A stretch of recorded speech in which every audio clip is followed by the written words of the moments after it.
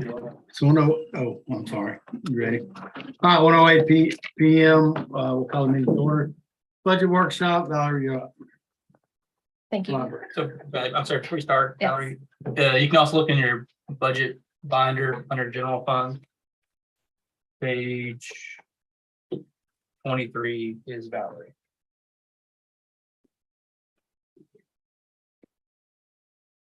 I still think that's easier to clear with. I think so. What was that? Good, Val. I wasn't. Okay. Page 23 on the general fund. In your tab. About clear go. Where the heck did all my room go I had last week?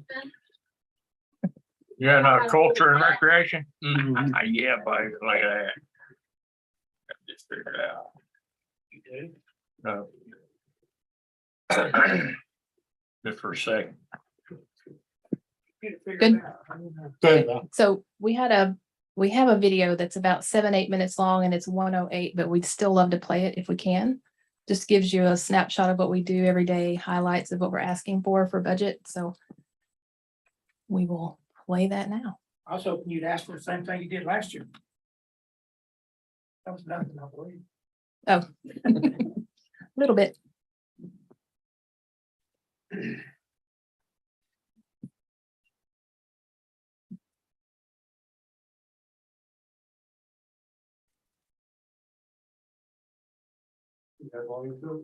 Yeah, we're gonna get sound with it.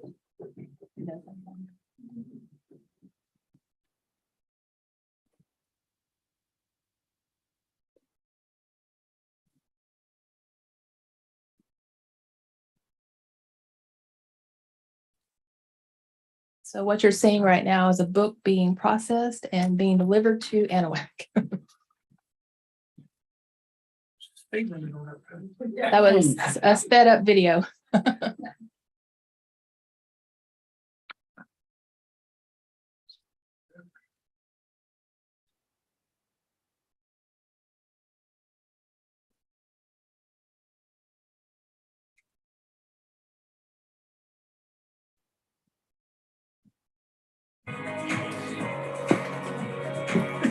Once the patron is finished, they are able to return the book to our convenient manual drop boxes.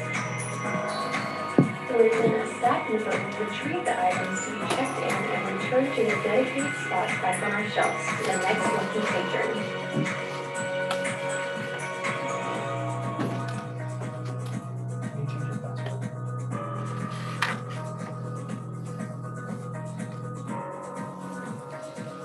Wait, never mind. All right, this one.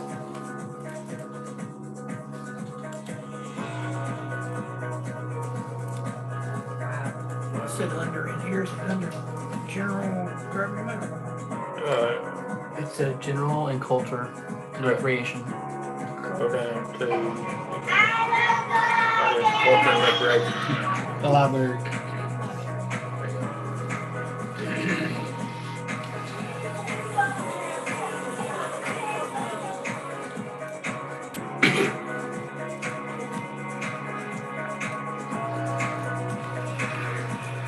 Hi, I'm Roseanne Carlisle, and I just wanted to say that I enjoy this library so much that I have brought my brain cell children here for story time and all the activities for years. And it's just a comfortable, fun place to go. And I love all the people. Everyone is so sweet and friendly. They'll get you books, they'll get the new books.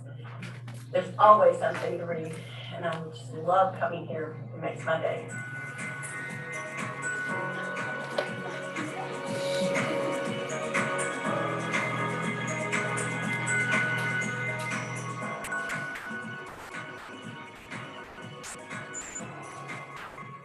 Hi, my name's Tanner, and I like doing that little computer thing. And I love how they do Here. every So single she's time right here. the reading program every summer. Which I think about the party yesterday. And I love the phone party. That was a It big was hit. a blast. Mhm. I love the phone party. So if you see like green, it means that she put something in there. Okay. Like pastries, whatever. And then you can see this your plate, which should be here too. Which could be easier to look at. Thank you, sir.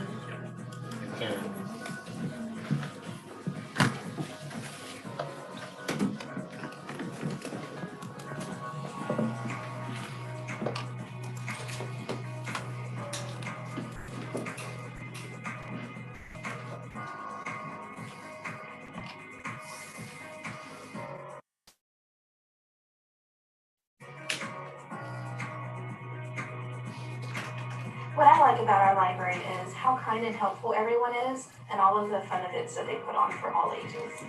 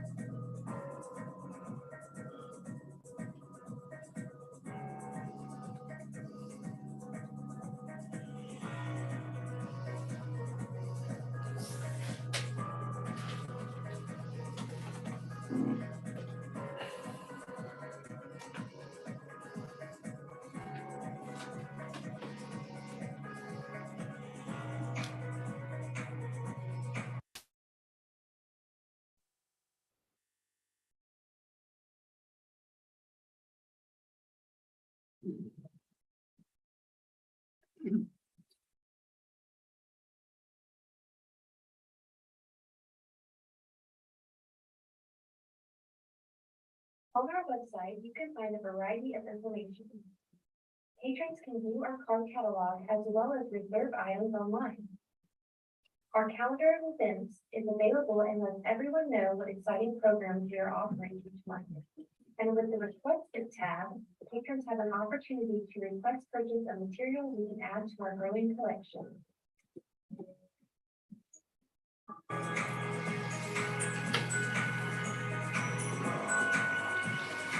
Through our website, we provide over 75 databases, some of which are Ancestry, Chilton Library, Consumer Reports, Gale Legal Forms, Newsbank, Texas Law Help, and Universal Class.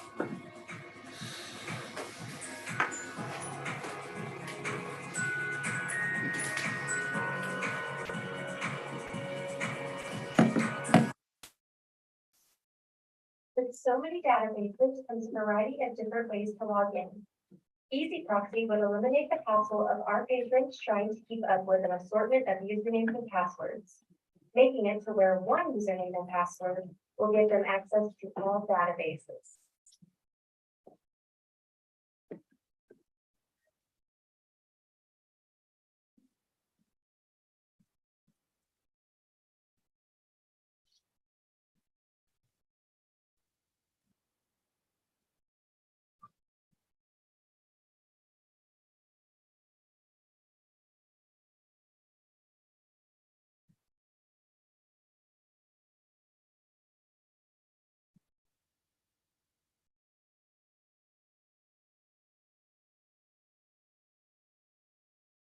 We thank y'all so much. We've been going to the library for a very long time, and we just appreciate everything y'all do for us to make our community even better and the way that you pour into our kids. Thank you so much.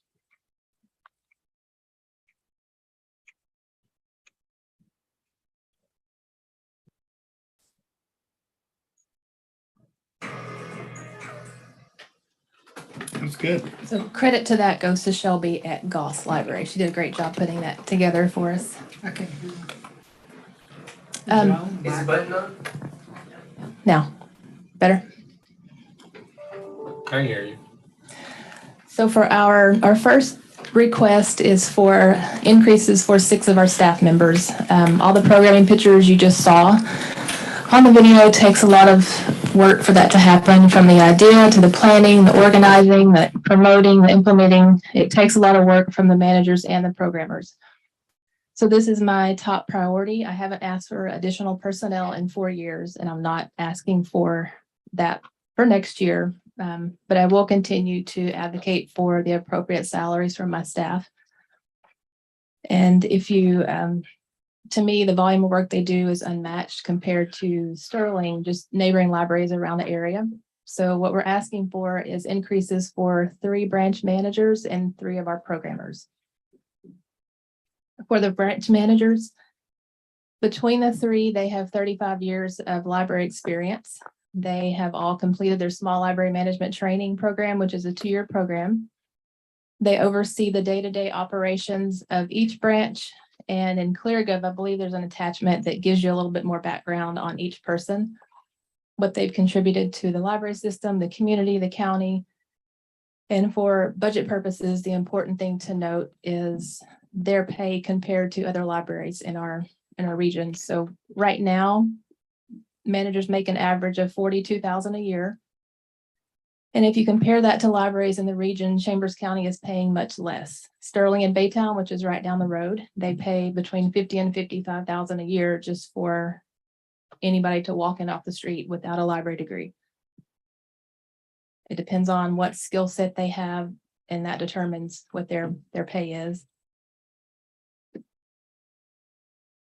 Houston Public pays library service supervisors $50,000 a year, and I think it was a library in Dallas where they pay a supervisory position $65,000 a year. So my request for our managers, I don't think it's too much to ask, is a 2-step along with any across the board increases. And for the programmers, programming is something that we're known for. It's a big part of what we do. And as you saw on the video, we had 284 programs in 21, which was cut drastically because of COVID. And we're halfway through 22, and we've already surpassed those numbers. So we're on track to do right at 500 programs for 22. Currently, Chambers County pays programmers an average of $15.84 an hour. And for comparison, Nederland Library pays $21 to $24. Beaumont pays $20, and Sterling pays $23 to $25. And something that I think I mentioned in previous budgets, Sterling and Baytown, their service population assigned by the state is right at 80,000 people. Our service population is 44,000, and we're doing double the number of programs that Sterling does. So it's a standard that we set that we want to keep. And to keep that, I feel like we need to be a little more fair on the salaries for programmers and our managers. Something that's important for us is continuity. For the public to see the same faces, expect the same level of customer service, same level of expertise on computer assistance, and have the same children's librarian read each week. That's important to us. And I know the county likes to see employee retention. And for us, it builds relationships with the public, and even more importantly, the kids that came in when they were 2 years old. I've been here 26 years. I remember some of those kids coming in when they were little, now bringing their kids to story time, and it's just a relationship that gets built, and it's important to us, and we want to keep that relationship growing. And it's our job to create lifelong library users, and we feel like that's what we're doing. For the 3 programmers, we're asking for an additional $3,637 a year.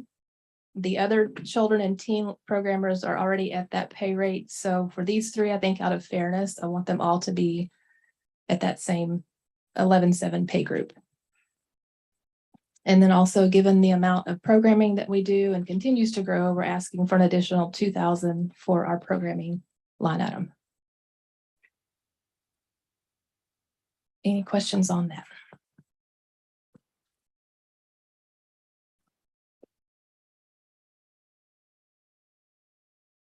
Okay, so our next one is cell phone allowance.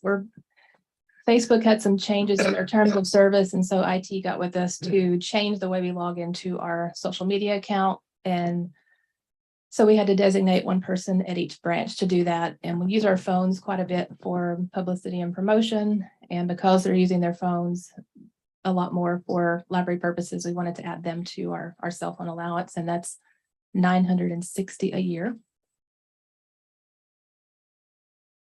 So it'll be 2 new people for an allowance and 1 increasing from 30 to 50. And the That next, would be allowances for all employees. just for 3. Well, one currently has an allowance of 30. I want to increase to 50, and then 2 who never have had one. Not everybody has the allowance on staff.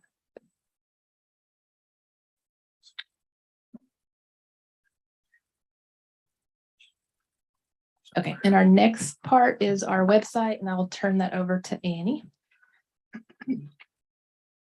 Right, so our digital services allow the library to be open 24/7, and they ensure that we're fulfilling the accessibility, collection, and marketing benchmarks set forth by the Texas Public Library Standards. As we saw in the video, in 2021, we had more than 53,000 visitors to our site, which features our collections, including local history and yearbooks, and an online calendar of events. In the next year, we also plan to make meeting room reservations available online. The meeting rooms at each of the libraries are used quite frequently, and this will make room availability and the scheduling process in general quicker and easier for both patrons and staff. Library Market, who specializes in library websites, designed our current website in 2017. And due to the impending end of life of the current content management system, our site's going to have to be upgraded to a new platform, which will also include a total redesign of our website for us. The one-time cost for the redesign is $8,000, $4,000 of which has been paid this year, with the remaining $4,000 due in 2023. As existing customers, this redesign is being done at a deep discount, as new customers can pay upwards of $20,000 for a new site from that company. Additionally, our website features our online databases. Currently, the library has more than 75 different ones, which include anything from career advancement, genealogy, health and medicine, law, and more. In 2021, we had those resources accessed more than 46,000 times. As it stands right now, each database requires its own login, which can be overwhelming and confusing, given how many passwords and logins we all have to remember every day. So OCLC's Easy Proxy service would solve this problem for us by improving accessibility and ease of use. Basically, that service allows library users to connect to any of our e-resources using just one username and password. Additionally, it requires very little intervention by library or IT staff. So the cost to add Easy Proxy would be a one-time implementation fee of $2,060 and a yearly hosting fee of $4,138. Any techie questions you can ask her. We probably don't know the questions. Yeah, that's, so in total, your program, you're asking for 10,000, which is a $2,000 increase. Correct. And just for our summer reading program, to give you an idea, it can be a $15,000 to $20,000 a year summer. We have our friends in the library, which are very faithful at helping us, but we can't always depend on them, depend on grants. And So do y'all spend more in that at the end of the year than you do at the beginning of the year? for programming, we have programming year round. The bulk of it is spent during summer. So we try and allocate a certain amount in the spring, the fall. Now we're adding NerdCon to it. So we're kind of exploding and not having enough to cover. Well, last year, what did you spend including grants and everything else? For summer reading, I would say, well, last year it wasn't as much as a normal year because of COVID, 12, 13,000. So this year, so far, what we have showing you've used 2,500 of an $8,000 budget. Right. You say you do most of it in the summer. Right. Probably have to give you. We have some stuff that we still have to pay. Amazon takes a big hit for us for summer. So, and then we're also keeping some for fall programming and NerdCon.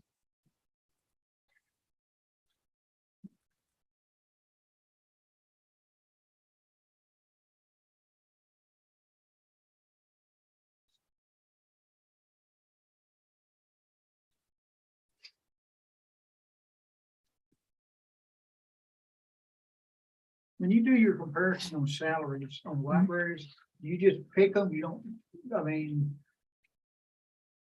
you can't go by size of counties, I guess. We try to stay within our service population for fairness, but we also try to look at libraries near us, because if someone loves the work, love what they do, they'll go 10, 15 miles up the road to Sterling to make 20 more thousand a year. But we try to convince them this is, a great county and library system to work for. And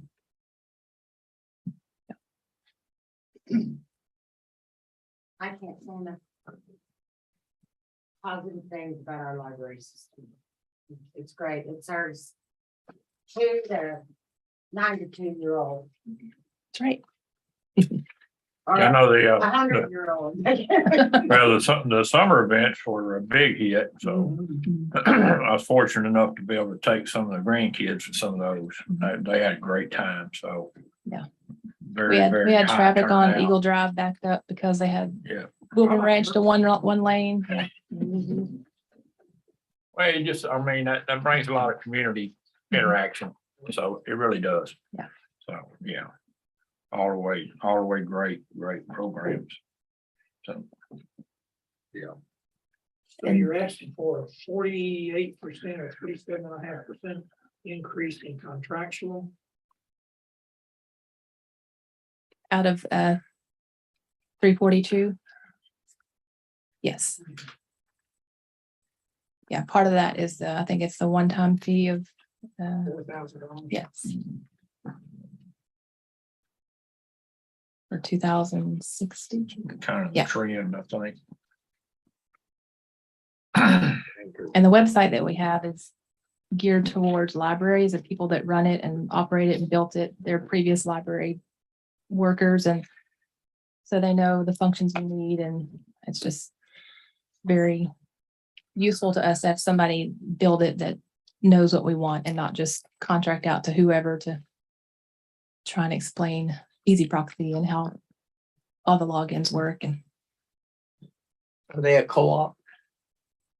Are they I one think of the they are. co-ops? I Mhm. think they are, right? yeah, we paid for them. Yeah. We have to prioritize some of your requests in case we can't get it all. What would you? Number 1, personnel. Number 2, website.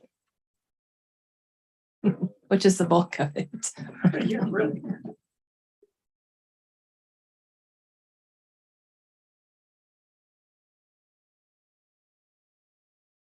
It's just hard to explain how much work goes into pulling off a day-to-day programming, and what you saw is not anywhere near what we do, and they just work really hard and are underpaid, in my opinion.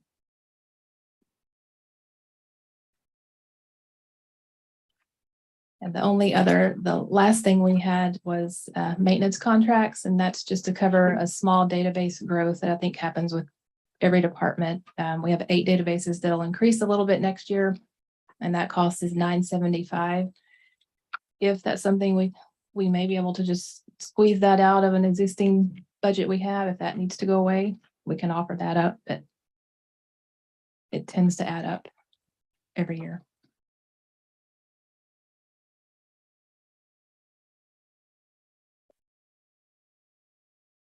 And there's 2 one-time expenses in our total request. And so if you take those out, our total request is $23,505, which isn't a whole lot, I don't think. I don't know what y'all do. That's all we had. I do have historical if you want me to mention that, but I gave back 500 on historical. I'm trying to get them more involved in some webinars and training through the State Historical Commission. But again, they're just a great group of active volunteers who promote local history in the county. And they also just received the Distinguished Service Award. Again, they receive that just about every year. The library continues to digitize items for historical.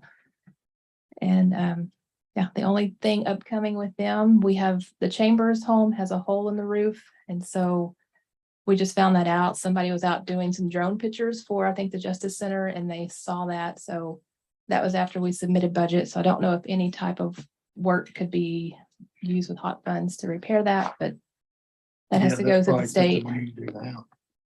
And that has to go through state historical to get that approval. And so that's not good because water gets in up there, and yeah. We haven't had a summer full of rain. I know, that's been helpful, yeah, What do you mean? Thank goodness. Well, you know what I mean. for that. I don't know. Mhm. Did you send an email to Beth and Mike to get them to look at that? Yes, we had Barney go in and look to see if there was any water damage because of the hole, and there wasn't, but still needs to be We need to see- repaired. So Valerie, can we do emergency repair on that, or do we have to have permission? We have to have permission. Have we done any temporary? I don't even think you can do that. Not even tarp. Maybe inside, the county could do something inside, but no construction Is it like a can be tarp? done, Tarp covering the whole roof, would that be? considered? probably. We can find out. Mhm. Okay. Yeah, I'd hate for it to start raining and getting. Yeah. And even the shilling office, which that's county, but it has a hole too, so I think squirrels have gotten in there and And done they, some they damage. wouldn't even have to attach to the building, they could get a tarp big enough to attach to it. You know. Yeah.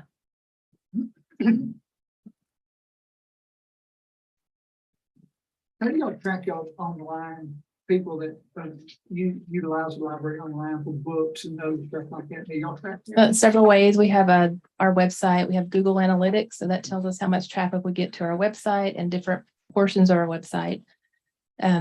Our library database, Autographics, keeps track of circulation, how many books get checked out, and we can filter that down to how many juvenile DVDs are checked out, so we can really pinpoint in on circulation, and we have to do a lot of that for the state library report every year. Y'all see a big increase in that with everything going on? Since we opened completely last October, absolutely, yes. We're still working on getting back to normal, but we're, And you Be track there quick. geographically where most of the stuff comes from? Mhm. yeah, and it's, of course, United States, and then Baytown, Anahuac, I think we're top two. We can tell if it's being done on a mobile device, a desktop, all very specific stats on it. We, as part of our website redesign, they did a site audit on our current website, and she really drilled down on different areas of the website and what's being used and not used, so that we get better use of it once we get it redesigned.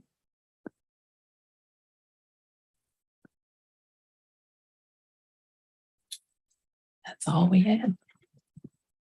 All right, anything else? Any other questions? I'm good. Thank you, Valerie. Thank Thank y'all you. very much. Thank you, Valerie. And Thank you, Valerie. You do a good job. Yeah, great job, great job. You sure did.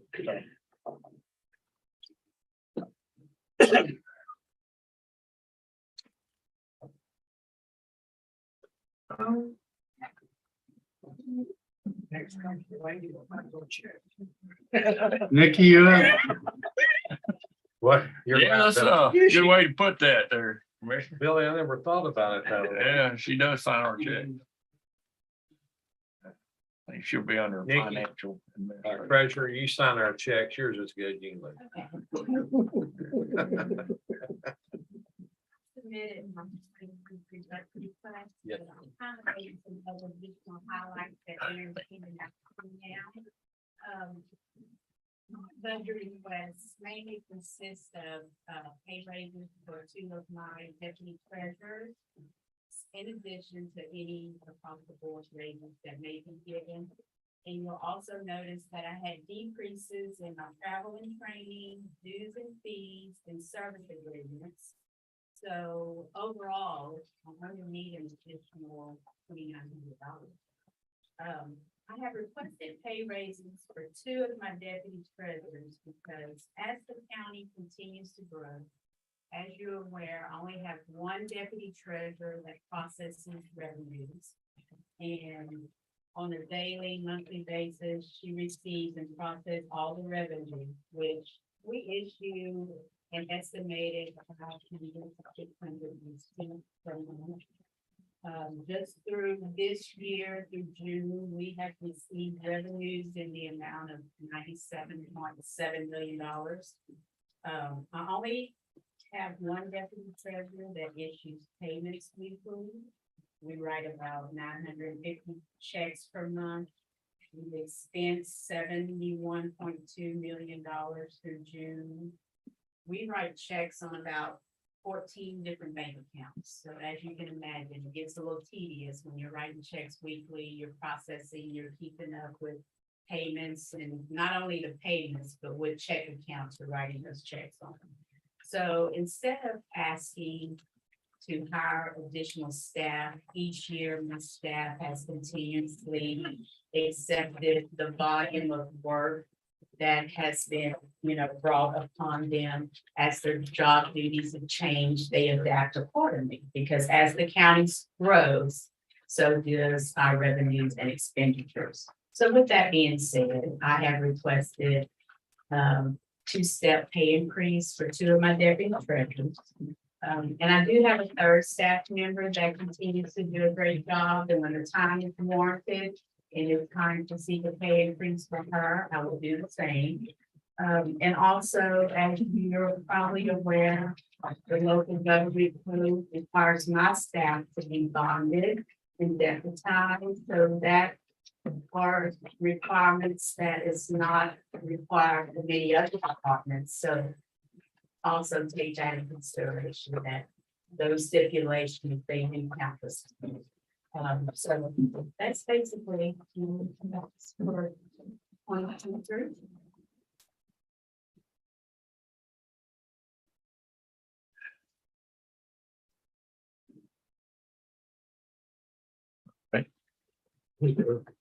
Questions?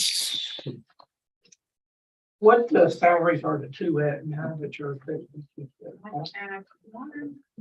They're in there. Huh? They're in there. Yeah, no, I don't have it. I got it. Yeah, one's at 56.5, the other one's at 45.3. 45.3. Yes, in your salary request package also. Salaries and the 5-year pay increase to be attached.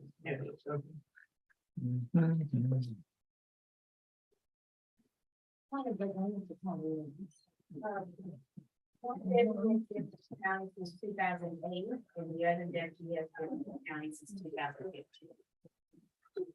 I'm assuming that 08 is the 56. Yes. Yeah.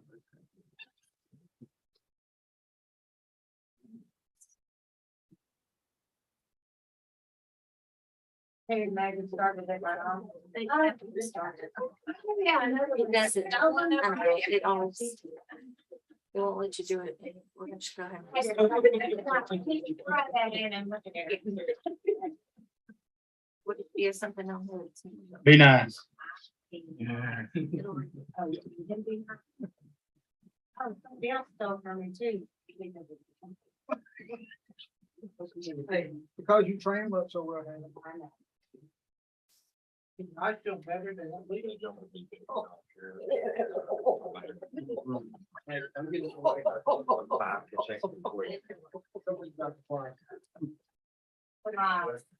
Putting a shoe through after a boy, they wouldn't leave. Glad I'm waiting. We're done. I had. All right, anything else, Nikki? Any other questions, Nikki? Nope. No, just keep those checks coming. Thank you, Nikki. Thank you, Nick. Show me your money. Finally cashed my first county check the other day. It could be like Bill Wallace, he stacked them on the dash of the truck and kept them there for a year or two. Well, the first But he one, couldn't find it. Was the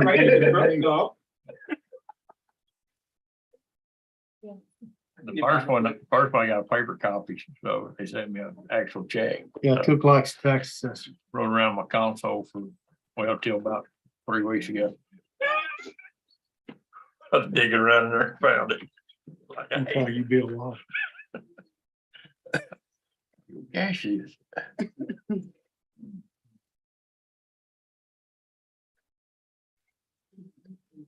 If you want, we'll go ahead and go. Our thing will take long. Sure, In my next. you're next. Yeah, well, or you can go. Mine won't take very long either. All right, let's go. Who's going? Let's go to purchasing. You on there? You ain't on there till next time. You on? Man. Lucky to squeeze mine in. Hey, come on, let's roll.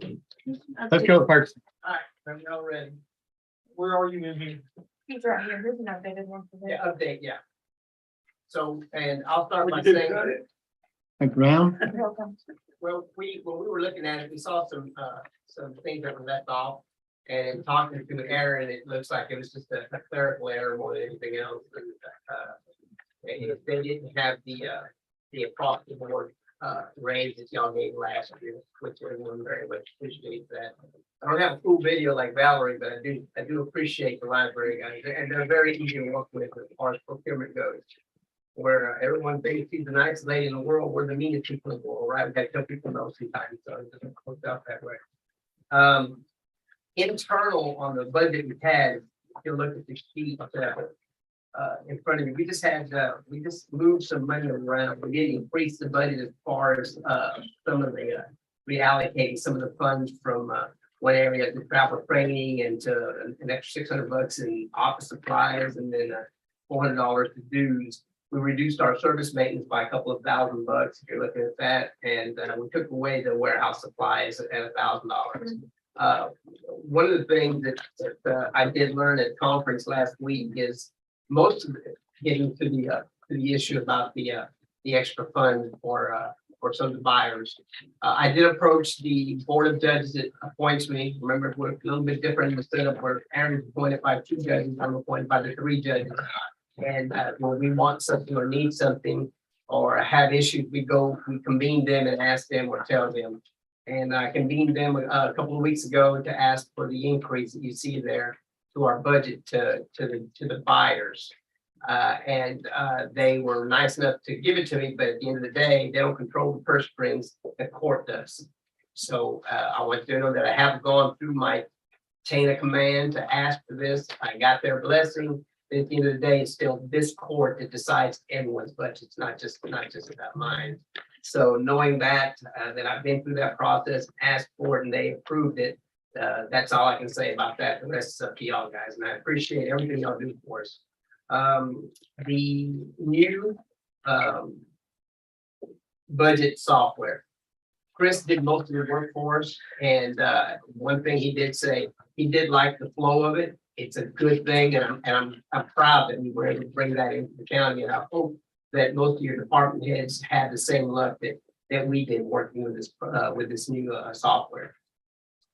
And any questions, gentlemen, we're here to help. We're here to answer whatever you got. Brought Chris with me today. Chris has done a great job. On top of being a buyer, he's also the assistant risk manager. I did learn at conference, there's not too many purchasing agents in the state, appointed purchasing agents that are also risk managers for their counties. Now, my blessing is that we have TAC, and TAC has been very good to the county. Okay, I can say that. We've been through 2 hurricanes, and they have kept us whole and touched 47 buildings in this county to make repairs in 2 storms. And at the end of the day, I'm so happy that they're here with us, and I'm happy the way they treat us. And I want to make sure that the court knows they're a great asset to us. So when the prices are going up a little bit, at the same time, we're getting a good service for them. Well, It says here in your notes, it's a salary for clerical, board of judges, 8,000 for buyers. Yes. How many buyers you have? 4, but only 3 will see that. Okay, so 3 divided 8,000. Yes. Okay.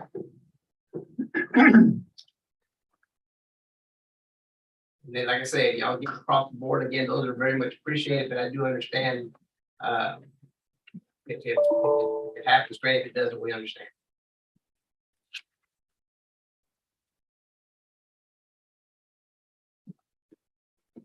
Overall, for the quarter from Sam. I think that's the right number. Yes, sir. Billy. 2.24. Okay.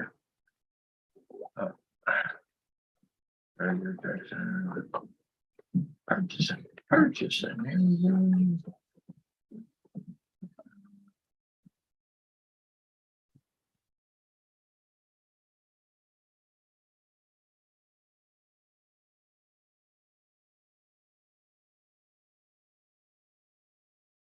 All right, questions? Hi, George, thanks you. Thank you. George, Appreciate you where's guys. your, Yes, I got sir. a question. Yes, sir. Where's your salary come from? Did Uh, you say that? It should be at the very top. Should be the very first one. Oh, person agent. Yes, Yeah, sir. salary. Yeah, there's is clumped together for some reason. Mine stands alone. There's but all under clerical. Yes, sir. There's all in the clear combined. Yes, sir. Okay.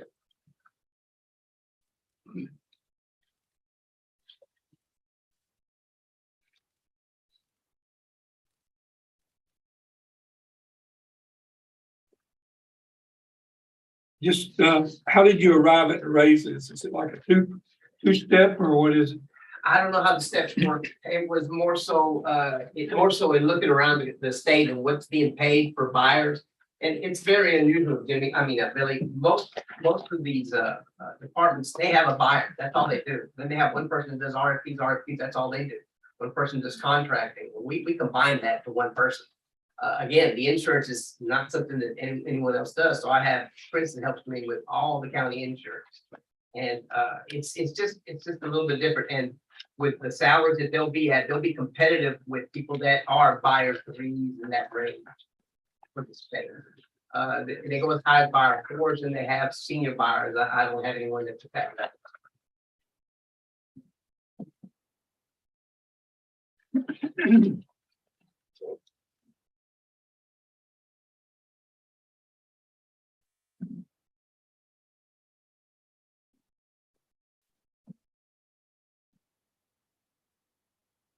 I think I wasn't paying attention all the way. Where's this 8,000 come from? That's where you're at. And that's why I'm at. It still comes from the coffers, Commissioner. It comes from Okay. you. That's why I said. You Well, it control said, the purse strings. Board of Judges approved 8,000. Yes, sir. Yes, sir. But that, again, the first strings are Of course. controlled by y'all. Oh. Yes, sir. I think I'm the greatest guy in the world, say give me 500,000, but that doesn't make me anything. Y'all say no.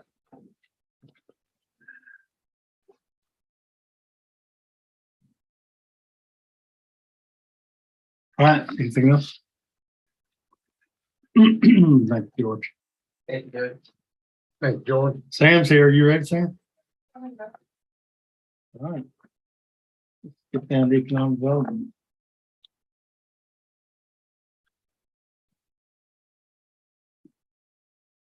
I just gave you one sheet that you're on a new.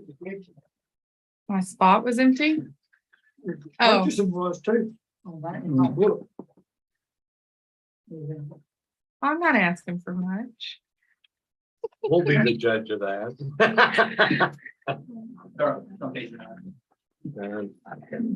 9, 10, or 11. Oh, look at that. There she is. Yeah, Ryan took that picture in it pretty.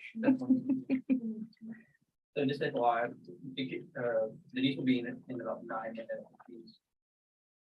Next, I'm not sure how long it's gonna It won't take me that long, Aaron. Okay. Yeah. Samantha's good. She can, Yeah, she can wait. Yeah, mine, it won't take that long. So I'm really only asking for 3 things. And I'll go first say thank you guys. You guys always support our office. I don't have any issues with my budget. That's why most of my stuff always comes down to personnel because you guys are very, very supportive of us. Of course, our budget's a little different than most. You guys are aware of this, but I like to say some things for the public that our budget does fluctuate in how much we use out of what you give us every year. It just depends on the needs of other departments because we work, especially the sign shop. What we expend depends on what other departments need. So it's hard to set a limit, but we've been very comfortable where we've been at. We don't spend what we don't need. I have been listening to everybody else's budget hearings. So I'm very well aware of what other people are asking for because of that, but also kind of the financial situation that the county is in. And so we've been trying to make some changes in office just to save some additional funds for this year's budget and be more fiscally responsible. We cut out a couple trainings that we normally go to, a couple things we wanted to do just to try to do our part to save what we could. That being said, the 2 main things I've heard you guys ask, rank them. 2 main things. Main thing is a raise for my staff. And the reason for that is, I've heard you guys talk about it already this court. I've emailed a couple of you about it and I harp on it. If you get me on the phone, I'll come back around to it at some point. We have a huge pay disparity in the county. I know we're working on it. But my girls are not even comparable with what we hire in new staff at. Eva's been here almost a decade and is actually below what we're hiring in new secretaries at. Robbie does more than a secretarial position. She does project management for me, and she's still, below what we hire in secretaries at. I attached comparable salaries for both of them to jobs, both in the private and public sector. Not asking for huge raises, for Robbie to be comparable with what her job would pay in another jurisdiction, same exact job. I'm asking for increase to pay group 14, step 10. That's about a $7,000 increase. And for Eva, an increase to pay group 11, step 13. That's about $3,000. That would get them to where they need to be. That would be comparable with other agencies, both private and public. And that's my priority. So if you do nothing else, that's what I need you to do. We need to be fair to our staff. I did ask for a new position, and I wanted to talk to you guys about that. Realistically, it's not a desperate need for us. I'll be upfront and honest. I always am with you. It's going to come down to what you guys expect from my office. Realistically, we're at capacity and what we can handle as far as projects and grants go. It's just Robbie and I doing all of the grants that we do. We've got about $26 million in grants right now, plus we're going to get a $15 million allocation from HJC. So that's going to be additional work. Periodically, people will want us to help with grants. We don't mind doing that, but we're at capacity. And so if you guys are okay with that, I'm okay with that. And I will always be honest and say, I can't work on that right now because I will not do a bad job in something. I just won't. And for grants, they're especially dangerous because if I do a bad job, somebody's going to come want money back. So if you're cool with that, then we can stay as we are. If you want us to be able to expand and grow, we need help. But if you guys say no, if that's the way it goes, I'm cool with that. I got to take care of my current staff though. So that's why I've kind of prioritized that way. There's a lot of stuff we could be doing economic development wise that we just don't have the capacity for doing. It's a lot of tourism stuff we could do that we just can't get done because of all the projects that we work on every day. So again, that's going to be your discretion. I'm fine with whatever you decide. But those are really the only things I'm asking for. Questions? What would you utilize this additional personnel for? Well, number one, we could take on more grants. We could take on more grants, which is always something that we get asked. You can help me find money for this. Number two, there's a lot of projects that we've been trying to get done since Robbie started. An updated map, tourism website, some different educational programs, including like staff development and workforce development. We just don't have the time to do. We do what we can, but that person could take on more of the grant role. What I would like for them to do is take on more of the grant role and have Robbie take on more of the economic development role. She's great at grants. She would keep the ones she has. She would take some new ones in the future, but her strength really is in economic and community development. But again, it's what your priorities are. And I'm, I'll work within whatever parameters you set.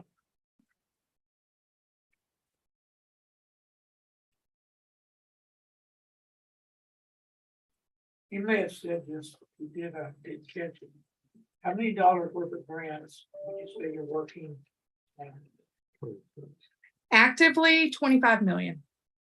Within the next couple months, we're going to get a direct allocation from HGAC for another 14.9 million, which will bring us right at $40 million for two people. And I make very good money and I'm appreciative of that, but Robbie makes barely above minimum wage and we're asking her to deal with millions of dollars of money. So you know how many grants that is? I've got seven grants, and then additional ones that are in application phase that we're submitting requirement or feedback for. And then keep in mind that American Rescue Act may be one grant, but it's a lot of projects. And so, we're every day working to get quotes or working through environmental questions or this or that, so it does take up a lot of time doing those background information that people don't necessarily see. Yeah, free money. Absolutely free money. No, I like to call it cheap money. It's pennies on the dollar. But I'm not blind to the budgetary constraints that we're in. So like I said, whatever you guys feel is best, I trust your judgment on. And I have listened to other people, and I do think there are departments that are in desperate need. So I'm certainly sympathetic to that too. And And I will say, just to give a frame of reference, you know, a lot of times I get compared to Sarah because she was here and she was wonderful, but in her career, she did $50 million in projects. I've been here since 19 and we'll have 40 million in a single year. So the volume has increased substantially, and it's something to note as well.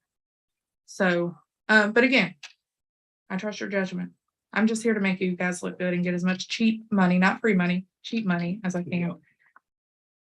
That's all I have. I know I've got three grants waiting, so on top of everything else you got, so. I know. And the other thing, Right there. what's worth noting is I write all my own contracts, and Ashley looks them over for me, but you know, so I take that off of other people. I don't ask people to write my contracts. I do all the background research. I do a lot of the preliminary quoting for my projects too. So that takes a substantial amount of time, but my goal is to not pawn pieces of grants off on other people. And I can't tell you how often I get called by other departments or local agencies that need help with grants. And then I help as much as I can within that realm. How often I get called in to fix somebody else's grant, things like that. And then that's on top of the other little projects. I mean, we focus on that because that's the big dollar, but all the graphic design in the county, news releases, resolutions, special projects, all of those things that our department is presentations, you know, special events, all of that stuff that we get tasked with handling. And again, we know it's an issue that there's a pay inequity, and we're working on fixing it. So I'm just asking that you put a little work in for my girls on this too, because they really are invaluable to me. I wouldn't be able to do the presentations or last minute cook or whatever the things that I do if it wasn't for them. So.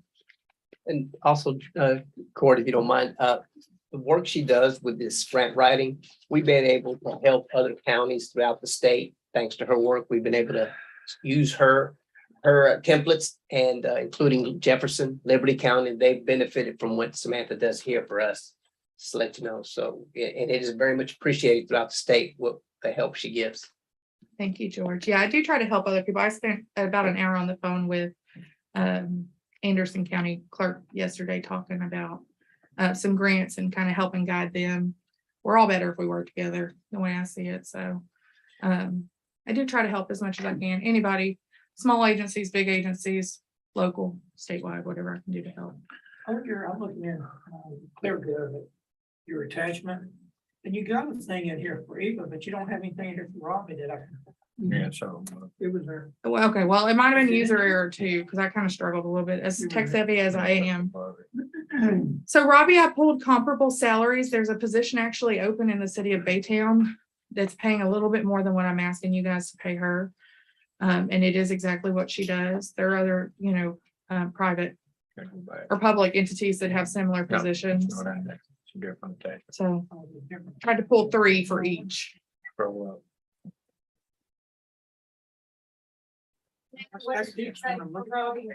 For Robbie, it would be group 17, step 10. And what was the salary? Let me pull that. 42,882. Thank you. You want, Heather, do you want a copy of this? This is what I submitted. And I I've got that, I've got that. Okay. It's got the number in there. Why is 17? 10, I mean, it's like they run off the pay scale, like. What is she at now? Well, off the top of my head, let me look. I moved her up a step, a group, because it is a more managerial, it's a more in-depth type of job than just a lower group. And the way that and I may be totally mistaken in this, but the way it was explained to me was that higher steps are more responsibility, or higher groups are more responsibility. And then you move along the steps based on experience. And so just kind of estimated where I thought she would be, honestly. It's a good system. It's just complicated. And the other thing I'm sure you guys have noticed is that same pay scale is in different groups and steps. So that's the number I want her to be at. If y'all decide a different group and step, that's just the number and the hourly rate that I think is fair for the job that she does. And same for Eva. Like I said, I put comps in there as well. So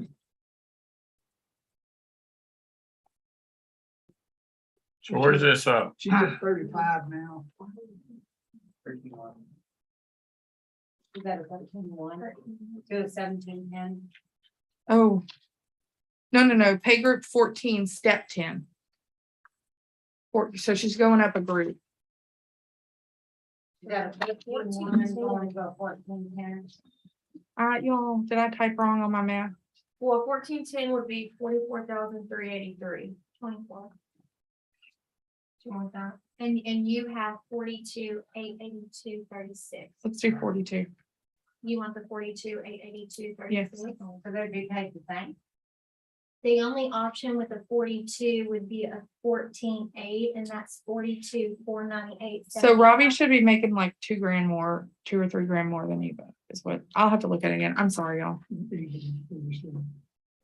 I get confused with steps. Okay, we'll work with you. Yeah, after yeah, this. Yeah, we'll get. Yeah, that's why I was saying it. Thank you for catching that, Heather. No, I appreciate that. Yeah. No, it does, it all blends together and you gotta remember that I don't look at that every day Yeah. and none of us do. And I that's kind of the challenge when you come to budgeting and you're trying to think about things you don't necessarily think about. Like you are asking for like 2,600 more than what he was making, no matter Yes. what step and group is. Yes, and the reason is their positions are different. Eva absolutely needs more money, deserves more money. But the positions and the things that they're required to do and asked to do are totally different. And so I did try to be reasonable in what I felt that a position of that caliber, each caliber would bring in and would deserve, as well as look at comparable to find out. You know, I by no means think that anybody deserves more than what their job is valued at in any other organization. So yes. so you're asking for another employee, Right. But so what happens with this you still got 5,000 in here for extra help? I use that. We use it a lot, like during events where we have to close our office or where every one of my staff members is needed. Safety party, safety event, Chambers County Day, which is coming up next year. There are times when all of us have to go somewhere. And so we call in a relief clerk to sit there and hand out stuff.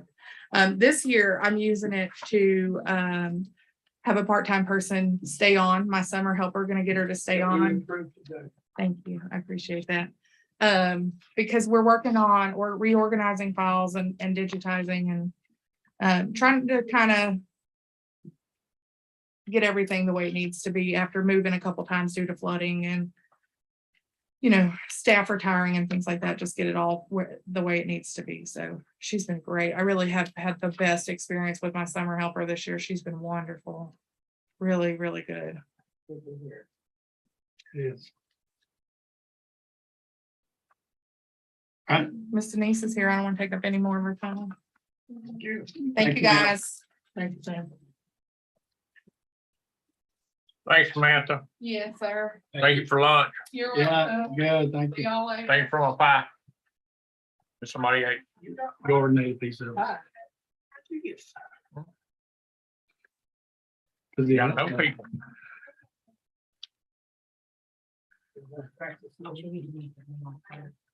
That'll be easy. No. Lady, Hello. all right, 2:06 PM, Texas session next.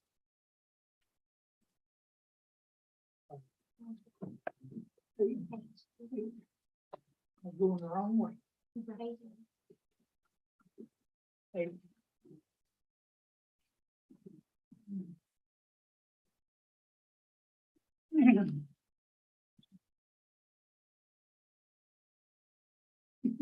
Just for the record, can you hear me? Hey, Jay, yes, ma'am. Are you kidding? You can always hear.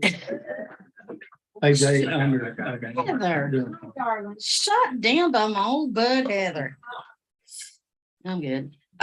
This was the hardest year for the budget that I've ever done. I felt like I was doing Haley and Brooks' job, and so I told them about it every time I saw them. And they're like, no, we've never done this either. So if you get rid of them, Aaron, I can fill right in. I know exactly what I'm doing on all this. Where's my little see? I'm looking from the old school stuff. I don't even know really what I turned in besides everything. I ask, I know, for, first and foremost, my ladies don't get paid enough. I don't care if you're tired of hearing that. Don't care if it aggravates you, makes you mad, don't matter to me anymore. We're not gonna agree on it, but one day y'all are gonna answer for it, because I have come to a place in my career where making friends with Commissioners Court is not important to me. I have to do what's right. I have to lay my head down at night. I have to answer to people. You cannot justify the decisions that y'all have not made. A lady that just walked out of the office got a $20,000 a year a raise last year.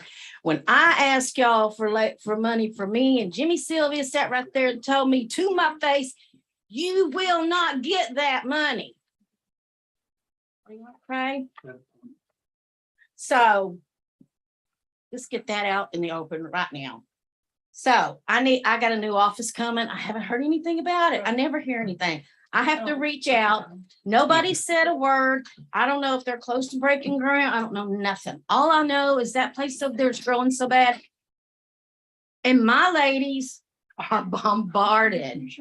We have gotten to where, to give them a break, they're coming to Anahuac and we're sending people to Mont Bellevue. Of course, it's a good training and it's good.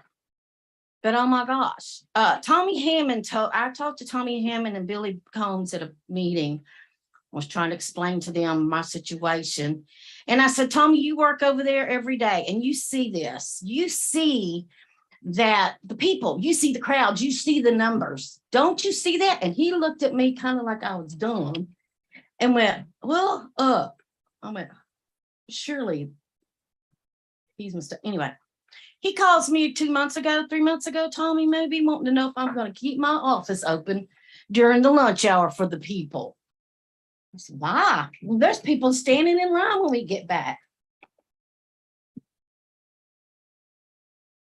Anybody got anything to say about that? You see it when you need to see it.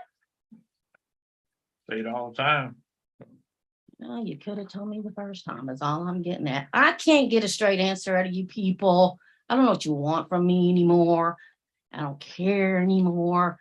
I'm doing a darn good job. My ladies are amazing. They're awesome. You people are fixing to get more money next year to spend. You're going to have to drop your tax rate because we got $1 billion more of value coming in. $1 billion. You want to know? You think my girls are going to get a raise? Probably not. But I bet the Samantha Humphreys and the people over there that do y'all's bidding will get a damn nice raise if they want one. Are we discussing the budget for the tax assessor? We are, office? but you're going to hear Or from me we because discussing I got everybody else's 30 budget? minutes, Tommy Hammond. I got 30 minutes. What do you want me to say? What do you want me to ask for? What do you want me to do? I mean, I gave you my budget. This is my budget. Do y'all have anything to ask or say about my budget? Y'all have any questions to me that I can answer? Because I don't feel as if I come on fair grounds because I stand up to you guys and tell you how I think and how I feel. And so me coming in here and presenting to you what I've already presented to you again, it's wasting my breath. It's wasting my time. I'm doing tax rates right now, people. Kind of important. So if y'all have some questions you would like to ask of me, let's hear it. I do have one question, I guess. Good. It looks like you had a budget line for extra personnel, Mhm. which I would assume is your overtime line, Mhm. but you're not asking for anything this year? I'm asking for 2 more people. Okay. So you dropped that out completely. Yes, because I had money in the budget that's my fault, but I called Aaron and I said, hey, don't I have money in my budget for an extra person for Mont Bellevue? Because I thought we were going to have a building before this. And he said, yes. So I hired a new person. She's working now in Anahuac, so she'll get trained before she goes to Mont Bellevue. But when I opened that office over there, 4 people still aren't going to do it. I got to have 2 more people. Plus. When we do vacation, sick time, or anything like that, or even like when I do these conferences and stuff, I'm giving the ladies these opportunities to go and get their hours. I now have 2 certified tax assessor collectors beside myself in my office, which I'm pretty darn proud of. And so once you get that, you have to have hours, you have to have classes. So I'm letting these other ladies come up and take these courses, which are amazing. They're really good courses. They really help you out. Well, it's hard to take people when you don't have enough people to keep the offices going. We do it, but it really puts a strain on people. And so that's another reason why I need more people in my Bellevue. So if you had two more people now, where would you put them? Mont Bellevue right now. You got For room sure. in there for two more people? No, I'm talking about when the building gets built. I understand, but Yeah. I hate to break this to you, but your building's not even approved, only. the Oh, I thought, architecture. oh, only the architecture. See, I don't know. And Nobody's there's no talking to me budget as for usual. Money for a building, as we said here today. Yeah.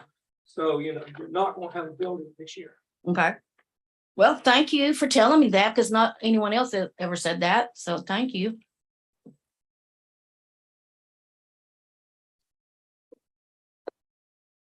That's not my problem.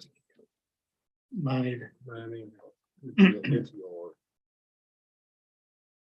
No questions? I got a fixed tax rate to do. Any questions? I'm good. All right, Thanks. thank you. Bye. Judge, can we take a break? Sure. Big 10. Thank you.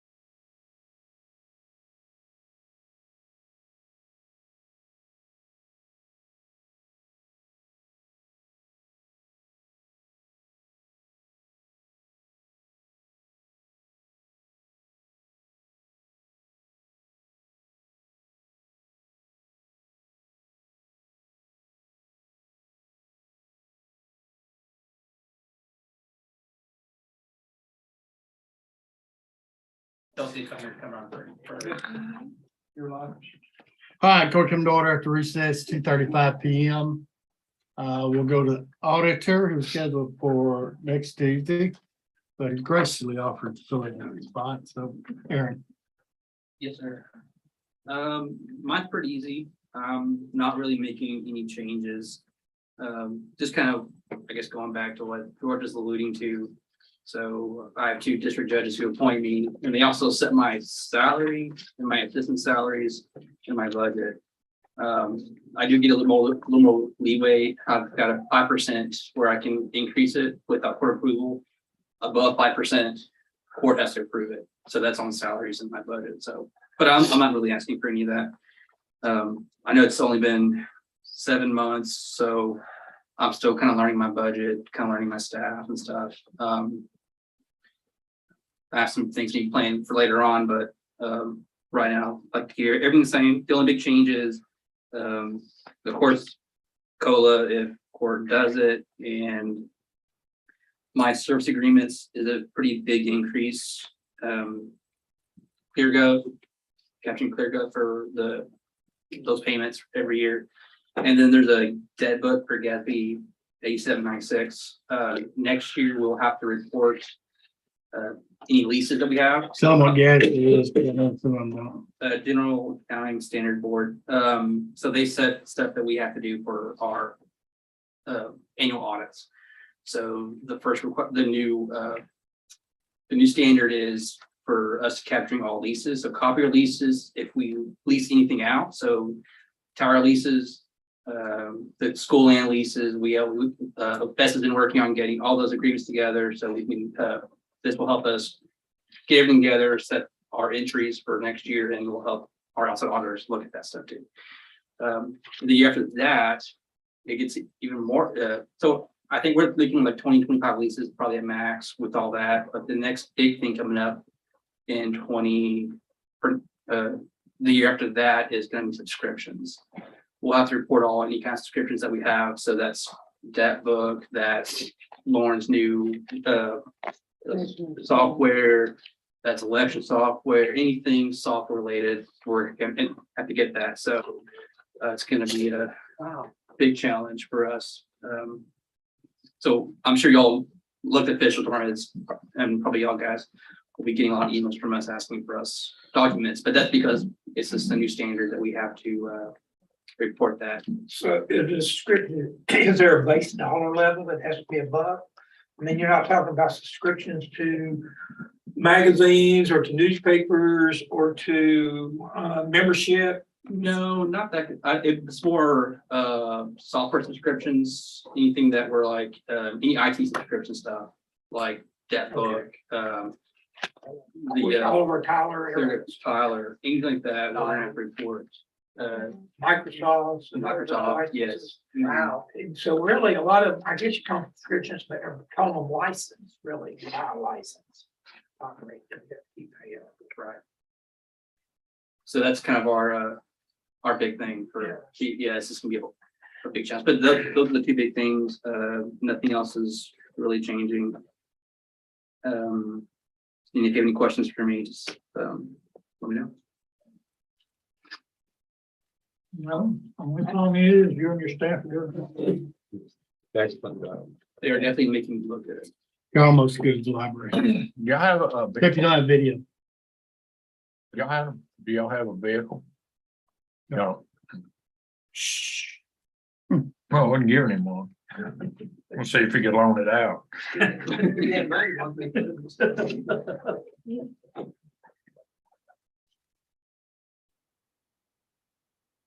What time did you tell Chelsea? She's right there. Oh, don't be scared. All right, anything for Aaron? Anything else? No. Okay, HR next, Chelsea. Hello again. Okay, yeah. And where are they under in? Should be under general government.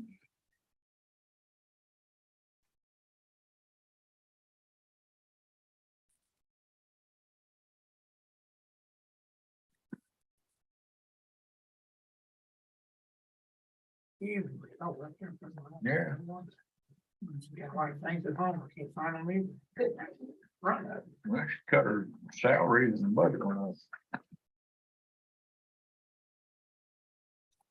All right, Chelsea, go ahead. I didn't really change much. So of course, my salary stayed the same. I did have to budget for my 2 assistants. So whenever Vicky originally came into my office, I know we pushed that money to my account. And so now I'm just budgeting to make sure that I can cover both of them.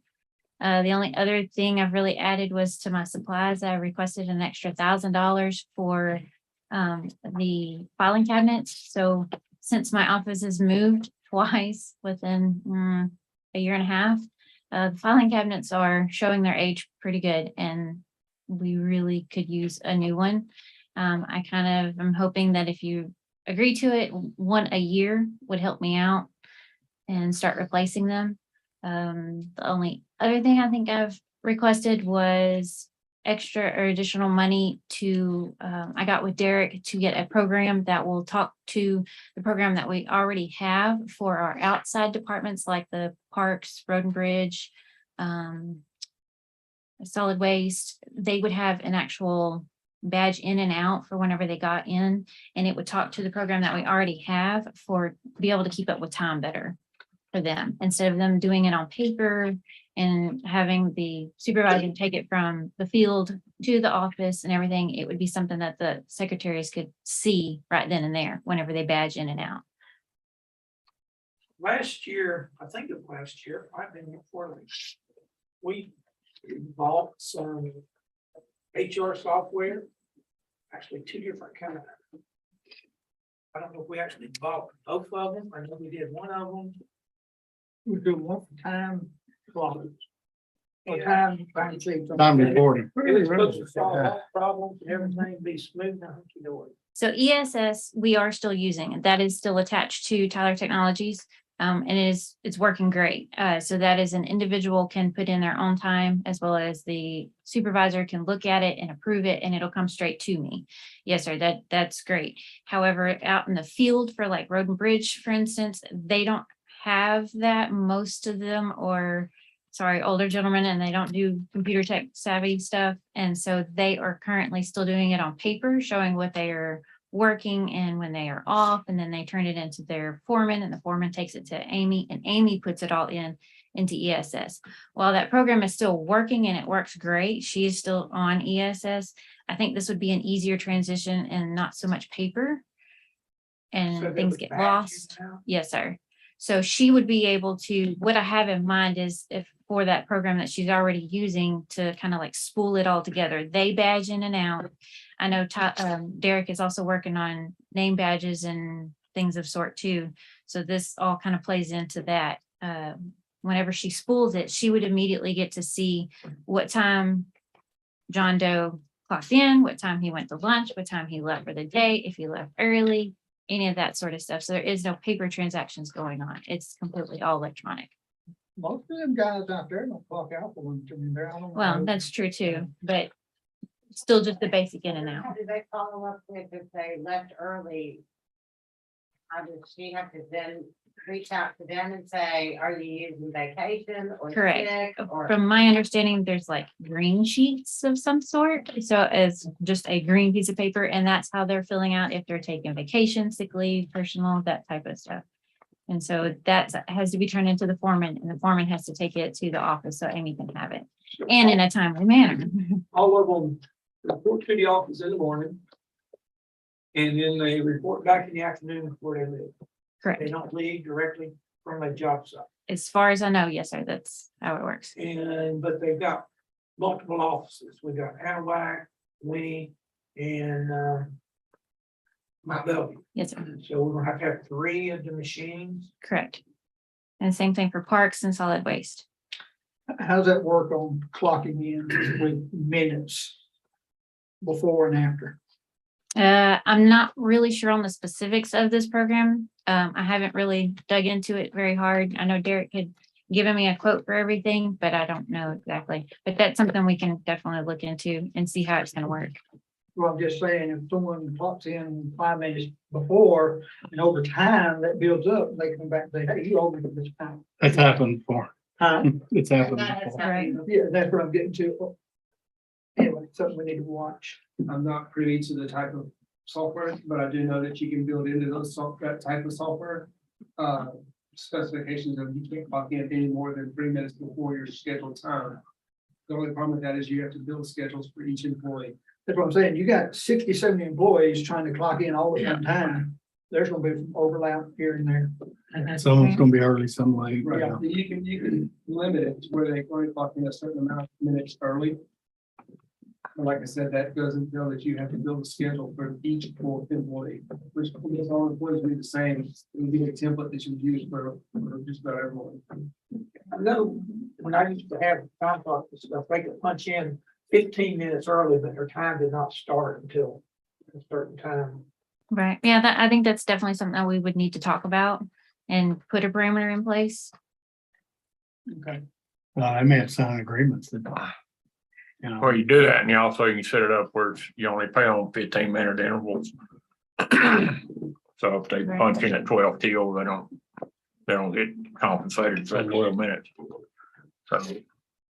But there also has to be some guidelines Right. on the pay deal so that they understand that. So.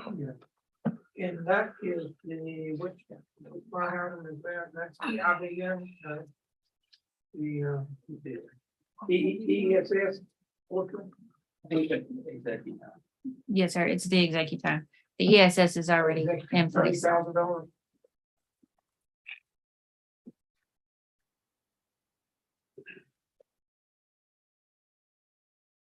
That would cover all the departments? All my outside ones, so road and bridge, parks, solid waste. It's the ones that have to do the paper type stuff, but yes, sir. They have mosquito control does it too, with all their. You know, I haven't checked into them. I'm not sure. I know there's not very many of them, so I'm pretty sure that they would go back to the office, but I'm not 100% sure on that one. And what's the annual subscription after that? For ESS or the ESS. that Not the executive time.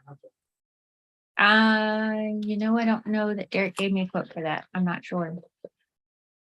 The original quote that I put in there, that's for to get it set up and running.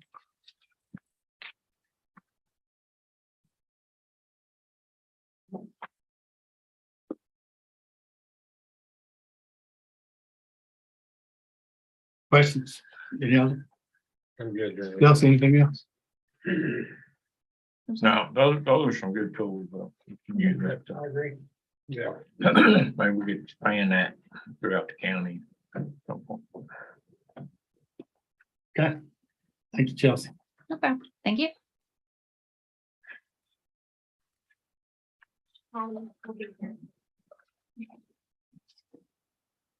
And that's the last one, so we're way ahead of schedule. That's good. Next morning around. 12 It's minutes. just coming. It's a few things that we're just waiting to think about. You know, still like the official salaries, so that's a whole different process to setting salaries. So once you go through this process, if you also have to give like officials a key pen increase. And then yesterday about certified value, say that. Yeah, saw that. Really, Yeah, that's not what she said, billion. I found it more. yeah. Fix what they do. Fix what they say. 24%. I've been closer to. Yeah. 24% increase. Yeah, well, we had a pretty big decrease before. Yes, we did. That's right, Billy. And Aaron and I have been talking about a tax note to help capture some of that increased revenue, increased value. We can do just under 10 million 7-year tax note and pay for it out of INS. And what Aaron mentioned today was to help this budget. You do it for capital equipment, sheriff's vehicles, and some of those kind of things That falls under that would fall under a tax note. Well, you know, we still haven't done our facilities planning and stuff, and we got a serious planning to do all that. we need multiple buildings, but we can't get them all. We need to decide what we can get, Mhm. what we can't. Can't prioritize them, you're right. Yeah. I mean, we're making plans to do a lot more. As I see up and down Airport Road and all, we haven't even taken care of the basics yet. Well, I mean, I talked with Mike the other day. Well, I know we gotta take care of Billy's. in that west side complex. Nothing. No, and That that's, has to happen. No public building. that's We one of the are other in things bind over there. Aaron and I talked about was possibly the ball fields in the building over there, precinct Well, four. you know, we still got. But if we're gonna help his budget, We got some monies coming from the McLeod sale for ballparks. We don't have anything for a building. You know, we got to get that built. We don't. Well, that have doesn't tax mean- Building approved yet, you know. And then we got, you know, warehousing or Ola wanting to get another building and, you know, there's just a lot of buildings out there and we just need to get. What are we gonna do and prioritize it? And, you know, we can do a tax note to get some of these things now, if we need to. Prioritize it. Well, we should be close, getting close on McLeod money. Very So, close. But that's taken care, that money's already spoken for. It does not cover any buildings at all. So that will be for your ball fields. That would be for the ball fields, not a building. but it, So, but it could be for a building. It could be. Yeah. And I mean, ball fields. Well. Problem is, there's not enough money for building and ball field. No, only 9.5 ball fields are.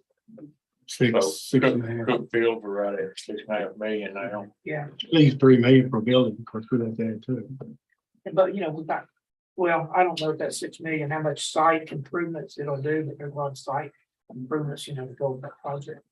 You gotta get. Well, I think that's the same as the West Side project, it's their ground. So. Yeah, we didn't have anything over there.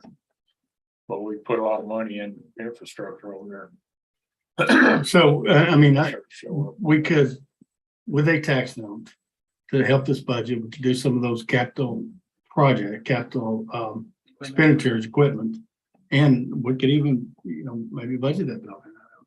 Yeah, we definitely need to budget that building, you know, we need to look at all of our buildings, see what we need.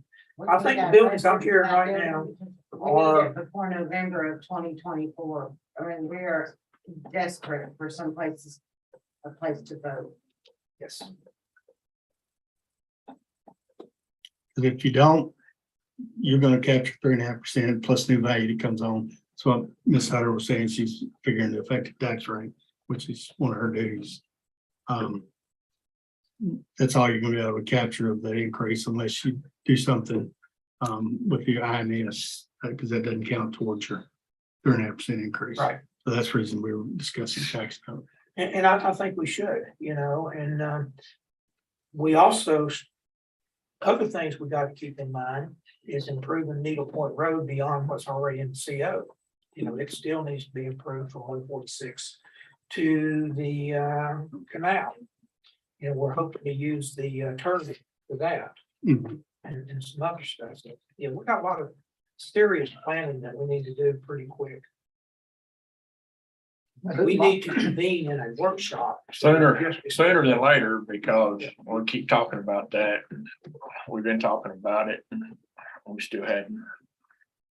There's not even a group dedicated to do that. So on the facility plan, did you all want like, look for like a consultant? Or do something in-house or? I think each precinct, I mean, commissioner, they can come up with what we need and just do a budget workshop. I think we just sit like we are right now. I mean, we should know what we need. Everybody is coming through and submitting their stuff right now. We got the information. You know, I don't think hiring an outside consultant, no, I think we just need to make up our mind what we're gonna do. Well, it's Mike and them doing a building plan on Airport Road right now. I need know. buildings and stuff we can get out there. I understand. But that is only That's for that. Airport Road, yeah. Yeah.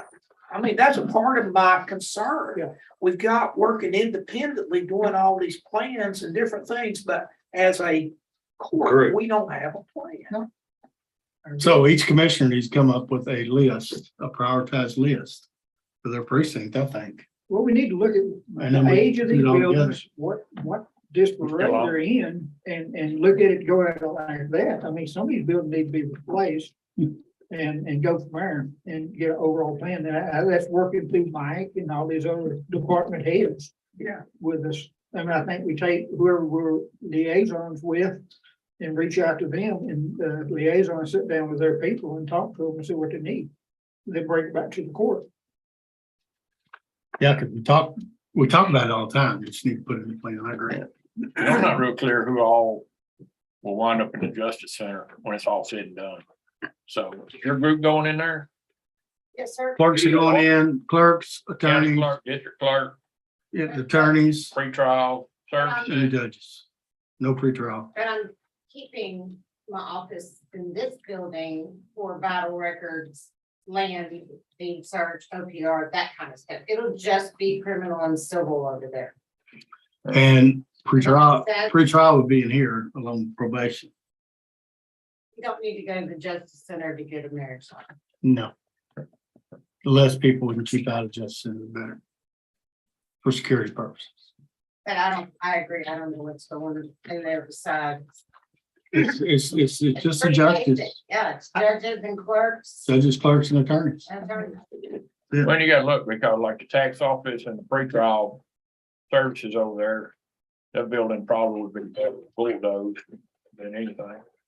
So, I mean, you go look at somewhere housing them, so if we build a west annex building over there, then we free up some space, we move some of the health department over there.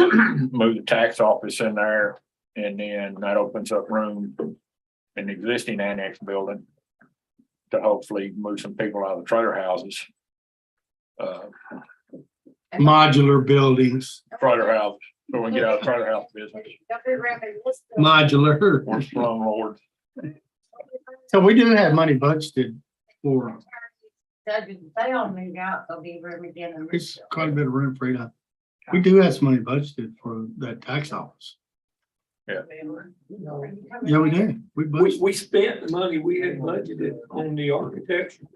We had, I think, I forgot, 300,000. 250.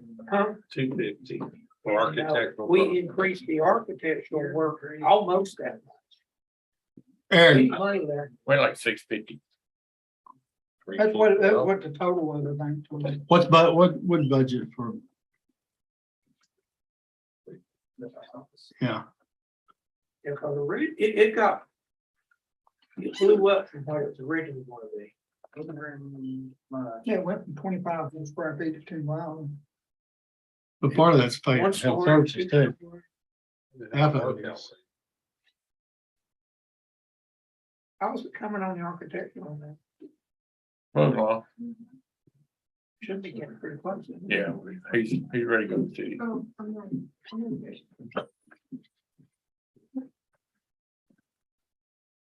I am not even.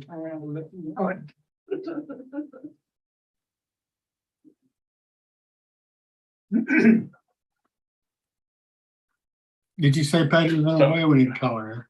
But she's on board, right? Okay. So before inflation hit, there was like 650 in that budget. So, and then they figured out the building would be around 3 million. The top half is gonna be health, which was gonna be 1.5. And that left us about 900,000 short, which those numbers aren't any good anymore. No. Put it on hold until 2025. Yeah. I mean, I personally think that the building we need on the Chambers Parkway takes precedence over any other building we need right now. Well, if you build a community building, we got to design on community building. I know, all we gotta do is build the same Do the footprint. same thing. Yeah, We're ready to rock and roll. Yeah, I agree with that. Yeah. There is. I don't disagree that we need a tax Nothing on. on that, in that precinct besides. Commissioner. There is not. Trust me, I'm turning it down at 1,000 times.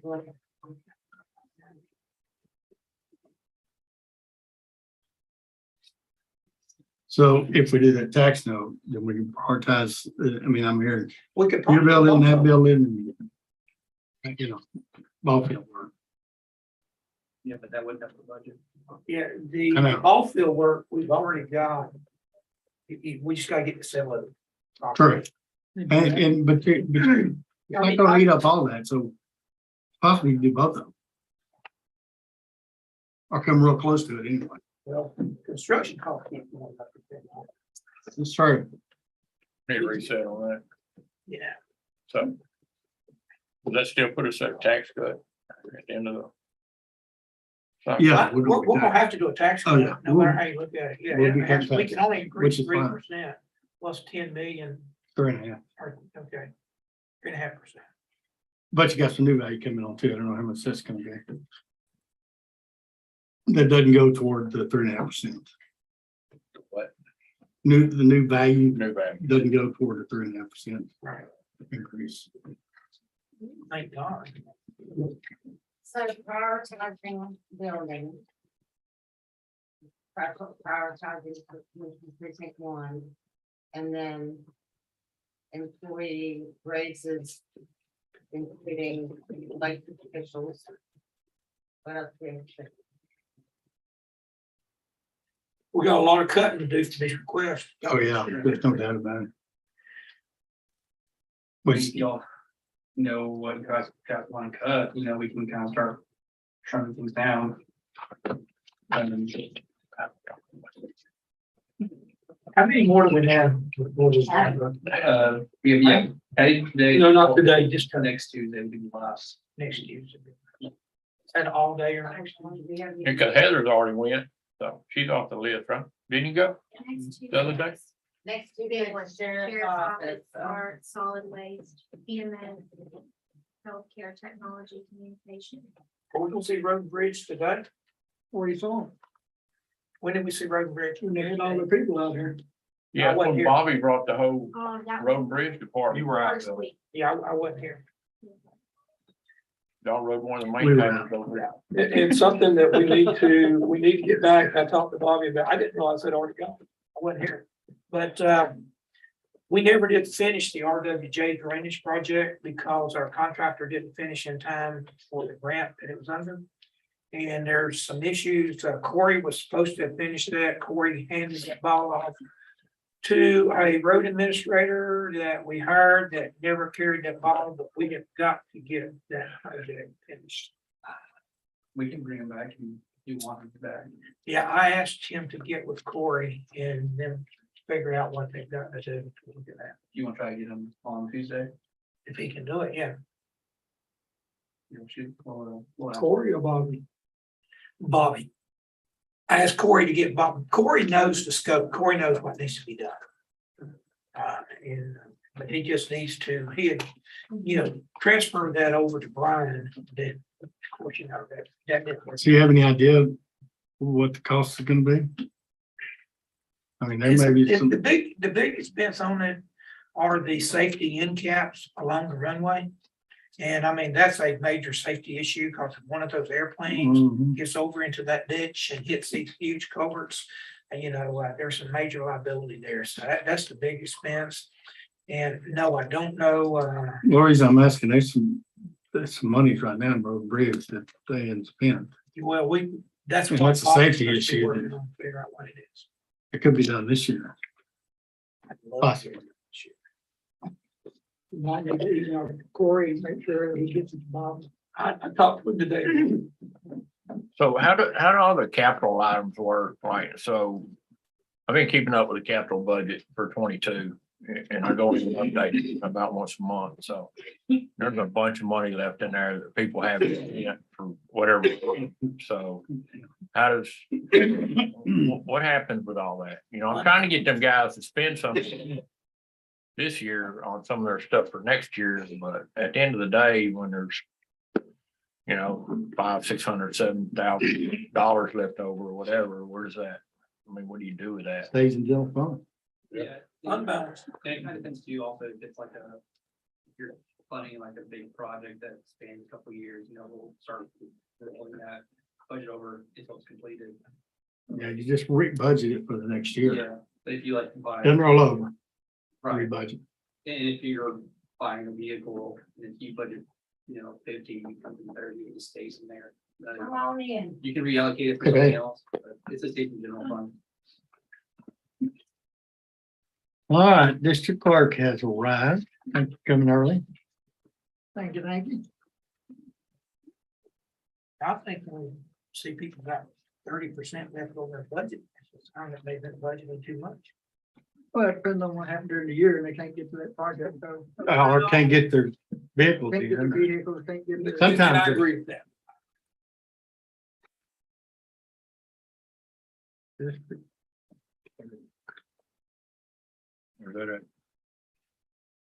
We're under legal now, but we're out of the, general government. We're on the left, page 11.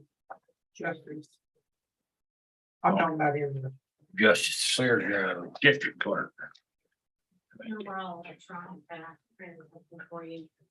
I'm glad you did because I'm better. I'm old school. It's easier to read. You got enough money left to reroute that cord? Hmm. Thank you, ma'am. Thank you. Or afternoon, or Hey, evening. yeah, all the, I brought cocktails. No, yeah. just bring a good fast presentation, Patty. Yeah, it's what's in the, it's not new, it's what's in the budget. I just wanted them to have something to look at.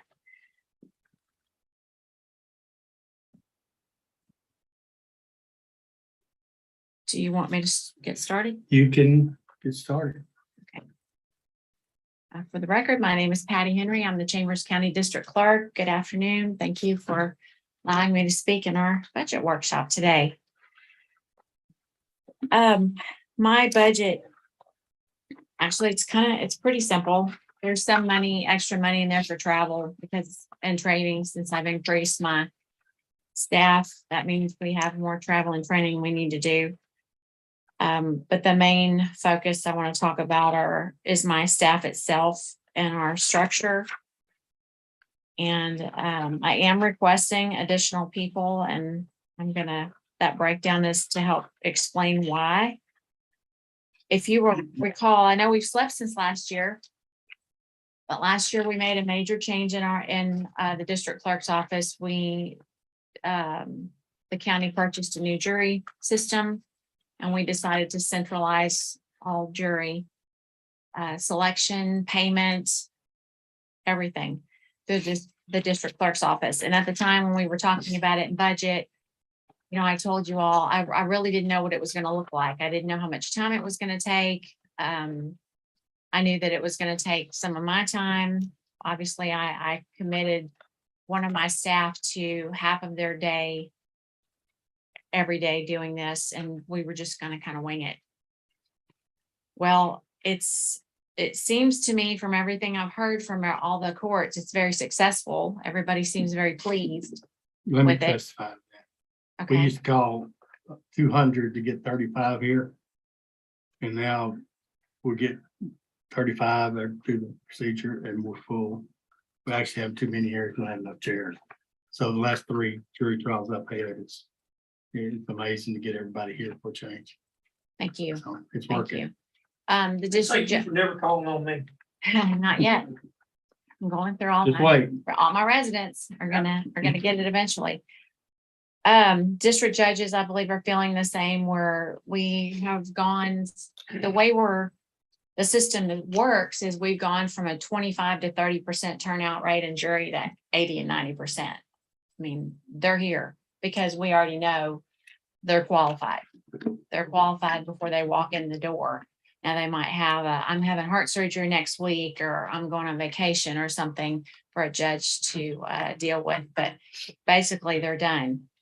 It's very simple, and it seems simple to everybody else, except for the people in my office, because to make it so simple up front and the clerks have nothing to do, all they get to do is their favorite part of their job, which is talk to their juries and choose a jury. They don't have to pay them. They don't have to deal with any of that anymore. We handle all of it.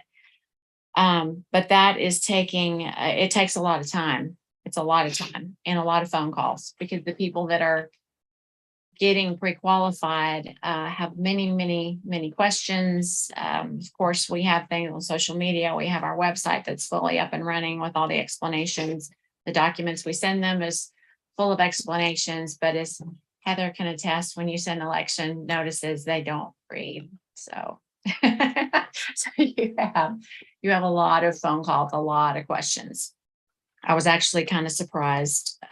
Actually, we're managing it, but it's taking me every day, half a day, my chief every day, half a day, and the person who I have over jury every day, half a day, if not all day. It's a lot. So when I said I didn't know what it was going to be and I might be back next year, this is why I'm back next year. This org chart that I gave you for 23 explains a restructuring that I have submitted in ClearGov. What I need to do is I need to make my jury manager, my person who's over jury, I need to make her full-time, and that's all she does. And I would like a position under her, and that's a new position for a jury / collections person. All that means is that my chief deputy is not going to spend half a day every day helping. She's still going to do her part because she handles the financials, and I'm still going to do my part because I am the configuration person. I'm the problem fixing person. I actually help schedule juries with Sarah, and I will continue to do my part. I just won't have to do it half a day every day. So that's what I'm needing is I need that. I need her to move to full time. With that being said, that's on the far right of my org chart. So if you jump to the left, if I move her to full jury, that means I've lost a quality control person, and I had 2 full-time quality control persons before jury. So now I'm down to really just 1, and it's very taxing on her. So I have a new position to add another quality control person to replace Sarah. Now I get to, so that's that. Hang on. So tell me what a quality control person does. Maybe a stupid question. Okay, no, there's no such thing as a stupid question. Thank you. That's a great question. Our courts are paper on demand. In other words, they're paperless. Everything's on a computer. They go from one website into Odyssey, and then Odyssey, we move them around and send them electronically to everyone. Well, if I can promise you on all of your desks, you have piles of paperwork, and they're all to-dos. And when you are electronic, you don't have those piles of paperwork. You have processes that you follow. We have instructions for all our clerks, and you need to do step A, B, C, and D. But because you can't be a clerk without being a multitasker, because you're doing 3 or 4 things at the same time, and then a phone call, and then you've got to get back to it. You might miss your step. You might forget where you were. So a quality control person is there to come in. We try to do it the next day, 48 hours at the latest, but we're behind because of this problem. But we come back and say, okay, you missed this on a citation, you've got to redo it. Or you didn't send the citation to this person, you only sent it to this person, you've got to redo it. Or that should have gone, a proposed order should have gone in the judge's queue immediately, and it's not there. District courts have a lot of deadlines. Protective orders have to be in somebody's hands within a certain amount of days. They're very sensitive documents. And so quality control helps that flow keep going to where something isn't missed and a deadline's not missed. And it's extremely important when you're in this type of environment that we're in, when paper is no longer the norm, but the exception.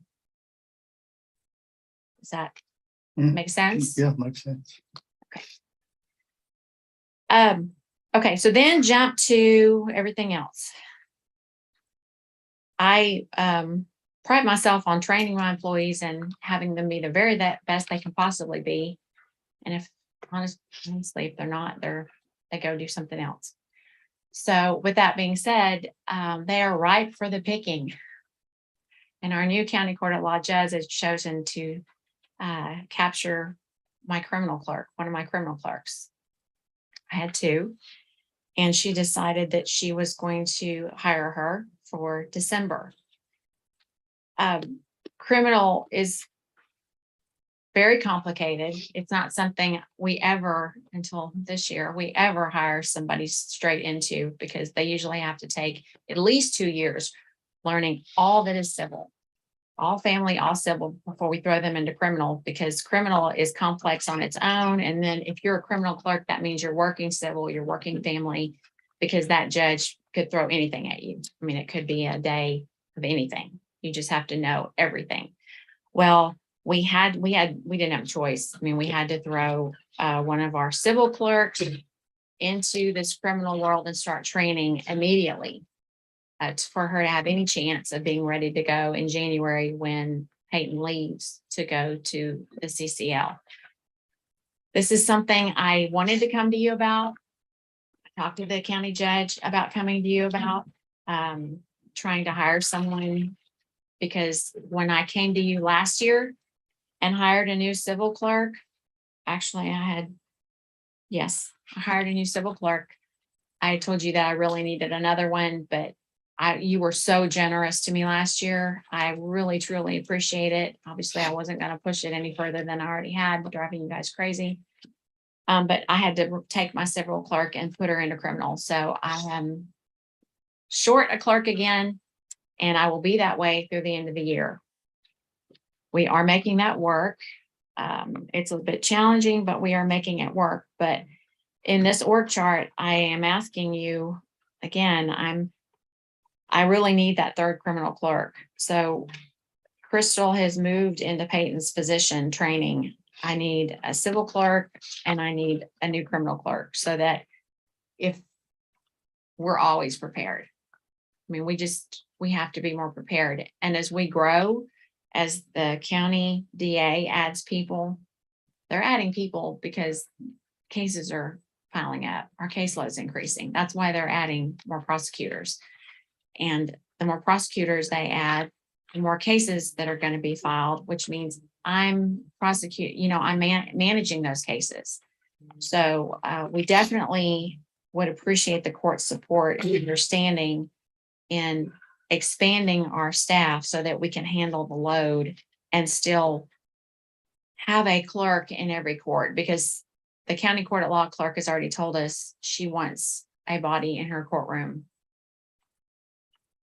every time she's in her courtroom, and it's on a district case, which I can understand. She's new and that's what it is. But we also have to have them in the 344th and the 253rd, and then someone has to run the office. So that's where we are with that. I also have some interesting news that I'm really excited about. Commissioner Hammond knows because he's been over there. We decided at the beginning of the summer, I've been talking to you guys about we have to get full-time on the west side. The business is crazy over there. Well, we have been going only half a day for a few days a week. And the beginning of the summer, we decided to do a soft open. Of course, this is live, so now everybody's going to know we're open. But we've been open 4 days a week now and have been crazy busy. I mean, lined up. We moved our office thanks to Commissioner Hammond. He allowed us to move into an office that would suit 2 people. And we have a full-time person over there. And then we have someone who comes half a day. And actually for the summer, she's just stayed over there. My quality control person's just stayed over there handling the load. But we take the old office, which is now our conference room. We take Heather, we take the big office, which is Heather's meeting, elections, whatever room. I mean, we're just everywhere. We've got people all over the place. It's a good thing. It's a good thing for the county that we have that movement, but that's why, that other clerk is necessary, because we've got to open 5 days a week. I mean, there's just no way around it. We're probably going to announce it in August sometime that we're going to be 5 days a week. And although space is a challenge, physical space is a challenge, we look forward to maybe a new building and us getting more space in the old building. So what are they doing mostly over there? Passport. We're doing divorces, a lot of divorces are filed over there instead of driving to Anahuac. Some civil divorces, but a lot of passports. Oh, I got mine, by the way. Tell your staff, thank you. Good. Passports so far this year, it's unbelievable. We've made over $50,000 in passport fees, just passport fees this year. So obviously that'll pay for somebody. But it's exciting. I mean, do we have to do passports? No, we don't. We don't have to do passports, but if I can offer a service to my customers and they come from everywhere, they come from Houston, they come from Jefferson County, they come from LaPorte, they come from everywhere. They come from Louisiana, all over the place. So it's exciting and it's busy and it's crazy and we're happy we can. How long does it take to get the passport renewed now? A renewal? Mhm. It's about 6 weeks, maybe 8 weeks, depending on the month of the year. We're right in the middle of summer, so it's gone down a little bit. In March, it's a higher wait time. In October and September, it's a higher wait time because people want to travel in December and January. So it just depends. It fluctuates. Interesting. It took us a couple months. Yeah, it takes a while. So I'm excited about that. That's income it's bringing in for you guys to help pay for one of these. And do you have any questions about that before I go on to something else? Are we budgeting that revenue? Yeah, It goes into. No, I'm- it goes into the general fund. Yeah, no, I just make sure we're I got a capturing couple- that I got a couple 50,000 revenue. questions. Mm-hmm. On your jury management, Mhm. in that process, just in general, I know it's new, and usually, when you get it new, it's kind of hard breaking it in and getting people adjusted to it. We've actually had a couple of people stop by our office, wanting to know if, we could help them. Because they've been, had to go for a jury, but yet they had a reason why they should go, and most of them are just not computer literate, that kind of stuff, so. I don't know how to help them out, ones that are not computer literate, because it's all online now. They have no choice but to call, I guess. But do you not think that after a while that will kind of settle down in some of the questions and it's getting to be more routine? Well, there's two parts to that question. I'll answer your first part about online and the difficulty there. We cannot discriminate against a juror because they can't go online on a computer.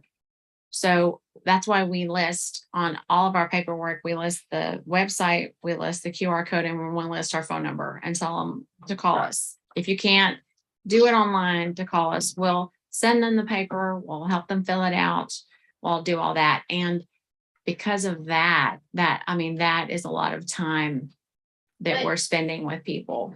Patty, my mom got a jury notice yesterday, and it says, if you can't do this online, bring this form with you. Right. That's right. That postcard. I have one too. Yeah. So they don't have to. No, I understand, but one lady in particular, I felt sorry for. I can't drive all the way to Anahuac, So that's when you tell them just to call us. No. Because if she can't drive. No, my secretary got with her and called your office. Yeah. And they got it. They got it worked out. And that's the benefit of the system. It's more work on us on the back end than what no one sees. But for someone who's, 80 years old and doesn't want to drive in here and is scared to death they're going to get thrown in jail if they don't appear, they just call us and we help them complete it. And so they don't ever have to come back if they want to. Some say, I just can't serve this time. I want to come back, even if they're over 70. So we accommodate. So, but what I was getting around to on the second part of that, you've Will it got, calm down? and then you've got a new position right under it to help out, I guess, with the same thing. So you'll have two people just doing jury selection.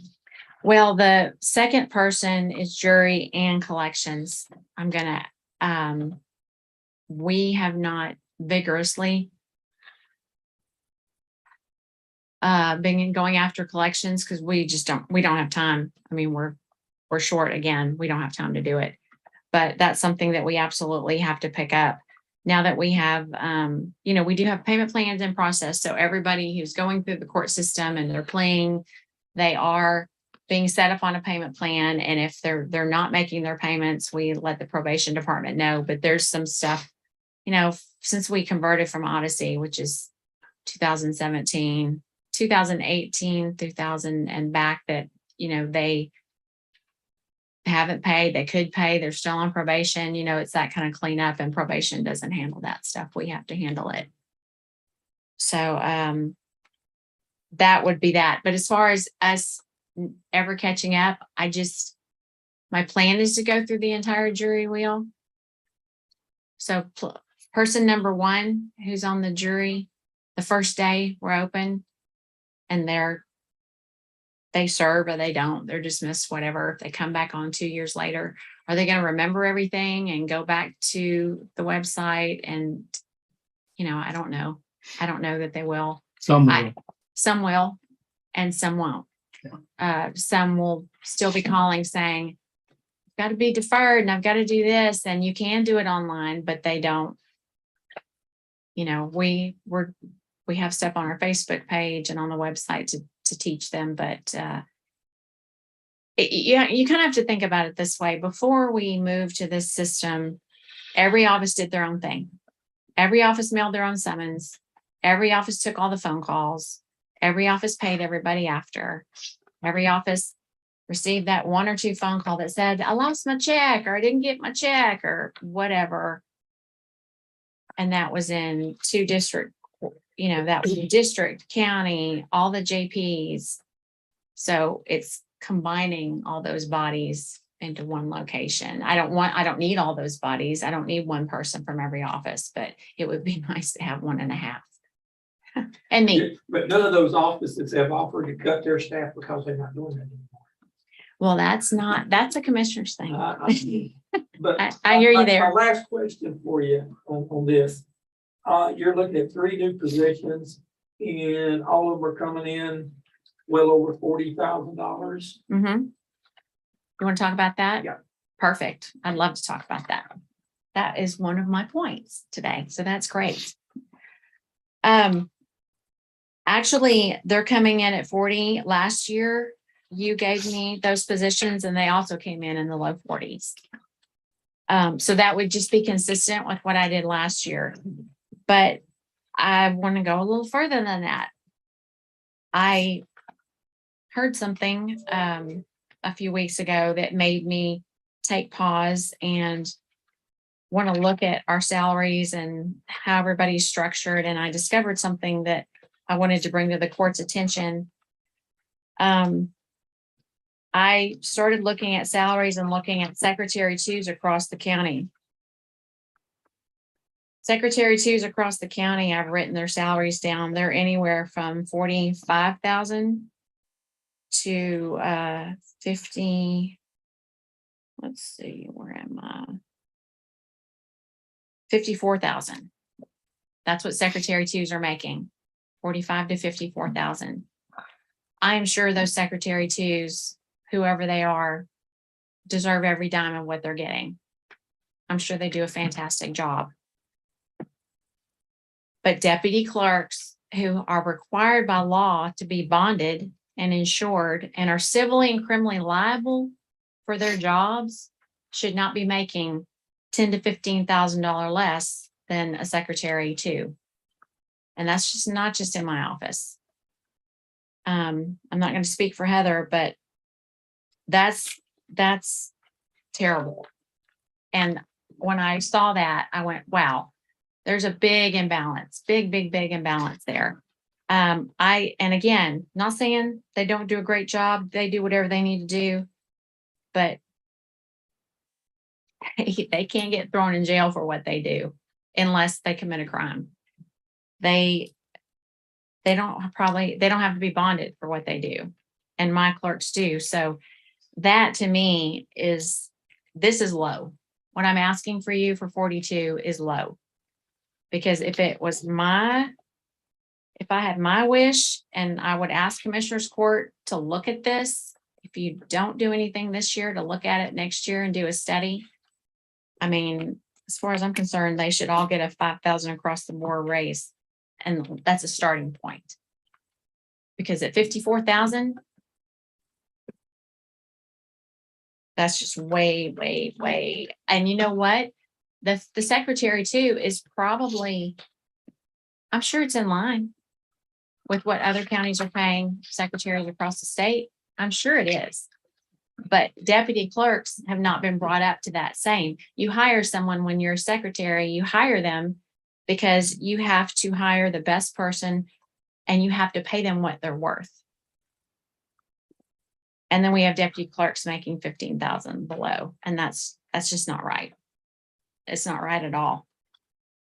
So I know I'm asking for a lot. I definitely want my employees, and I don't want y'all to get mad at me because I brought this up and not give me my employees, but this is something that absolutely needs to be looked at. No, we actually discussed that today. I think Chelsea, didn't I ask Chelsea to chair that committee? Yeah, we did. And y'all would be on. They found that, like, I've got an employee who's been with the county 8 years, runs the criminal system over at the county court at law. And I'm asking her after 8 years to be brought up to $43,429 this year, after 8 years. Right. There's a imbalance. Yeah, it ain't perfect. We all know. And it's never gonna be We all- perfect, yeah. but you gotta get as close as you can. 42 or 40. I mean, that's the point, is that I think we're all on the same page, fine. But We are. I mean, you know, deputy clerks should make this, then they should make more if they've been here 10 years, 5 years. Well, there's a deputy 2, there's a deputy 1, there's a secretary 1, there's a secretary. I mean, there's a pecking order, and I get it. You can't fix everything in 1 year. I get it. I completely understand it, but I think that, first of all, I mean, just to your point, last year, that's what you gave me for employees. So I'm can't go backwards. I mean, that's what I'm asking for, is the low 40s. But to Heather's point, there's a severe But I think we all imbalance. realize it. Yeah. So that's why, and Aaron started working on it, and he jumped ship. So What order do you put these in, Patty? is that, Necessity.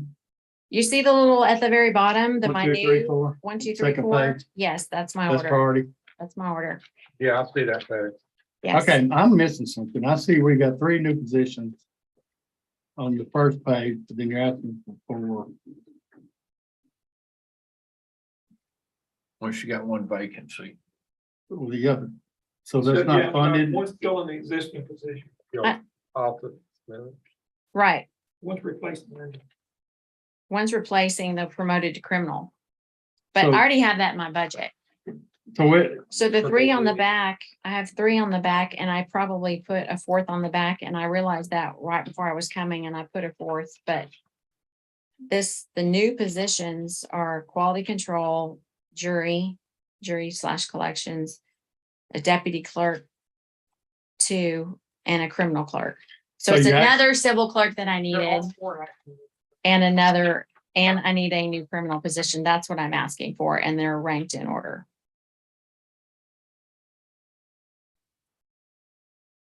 So you're requesting budget 4 new positions. I'm still a little confused. So do you have 3 in ClearGov? 3. Okay, that's fine. The criminal clerk, jury collections clerk, and It's That's 3 fine. on the front page says new position. Yes, 3 on the front page that have new position and 3 on the back with zeros with new on the ClearGov. Gotcha. Okay. Yeah, because I'm replacing Crystal with the civil clerk, but I can't do it. That's what it was. I can't replace Crystal. I can't replace civil clerk with Crystal until January because I don't have the budget. I had to move her into criminal because Peyton's still working for me, and I need her to work for me every second until December 31st is over. And then that brings me up to another point. I responded to an email that Chelsea sent. I get it. We make mistakes. I make mistakes. I admit that I make mistakes. I appreciate her saying she made a mistake and overlooked it. I completely get it. But that doesn't change the fact that I have an employee who lost hours because she did not know that the COVID ended on 6:30. None of us knew that it ended on 6:30, and she's being docked hours. And I would ask this court to make an exception for her and give her her 4 hours.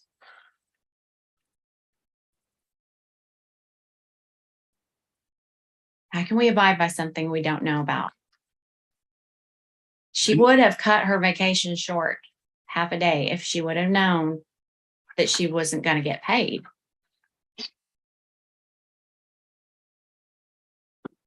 Didn't Chelsea send something out? She just apologized that she made a mistake. And I appreciate it. But that doesn't fix my problem. Required employees to contact HR whenever they're out with COVID. Well, Chelsea wouldn't have known that she was taking vacation. And that all her hours were being eaten up by that.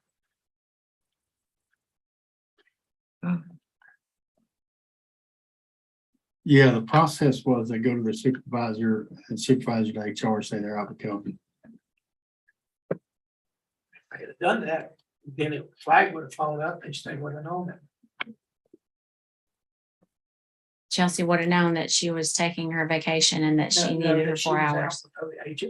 With COVID. Right. If she'd have been notified that she was being out with COVID, I think, we have the system that if you got COVID, under that system where you expect to get paid for it, you're supposed to notify your supervisor, and then that's supposed to go to HR and then know that they're getting, COVID pay. But there was mistakes on both sides, is my point. Sounds like. Okay. So she should have, if she would have told her in July that, hey, I'm out with COVID, she would have told her at that point, you have to pay for it. Yeah, come out of your leave. All right. I'll take that. Thank you, Patty. Is there anything else anybody has any questions about before I go? Questions? Oh, so your priority on your new employees is Right here. 1, 2, 3, 4. on the handout we got right here? Quality control, jury, deputy clerk, criminal clerk, or criminal clerk, deputy clerk. I don't really care. Clerk is a clerk. I'll put him wherever I need to, but quality control and jury, I need it. Second page. Of the ladies handout. Okay. It is confusing because I have some people that are going to leave a hole because they're retiring, and I'm absolutely going to use that salary to fill it with new people. That's kind of why I wanted to go over it, to make sure you're clear about it.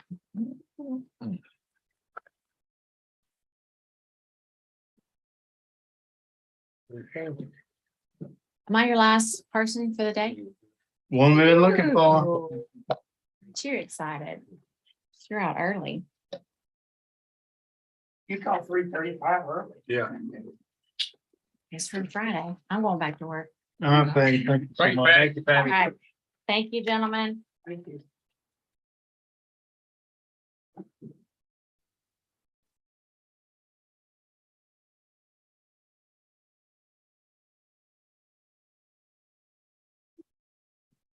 All right, Aaron mentioned elected official salaries, when we'd be thinking about that, across the board raises. Normally, whatever cross the board raise we give, we also give elected officials unless, there's reasons to adjust some more. Inflation's about 30%. I don't think we can afford that. Yeah. So we'll just take 10. Are we doing percentages or are we doing a set?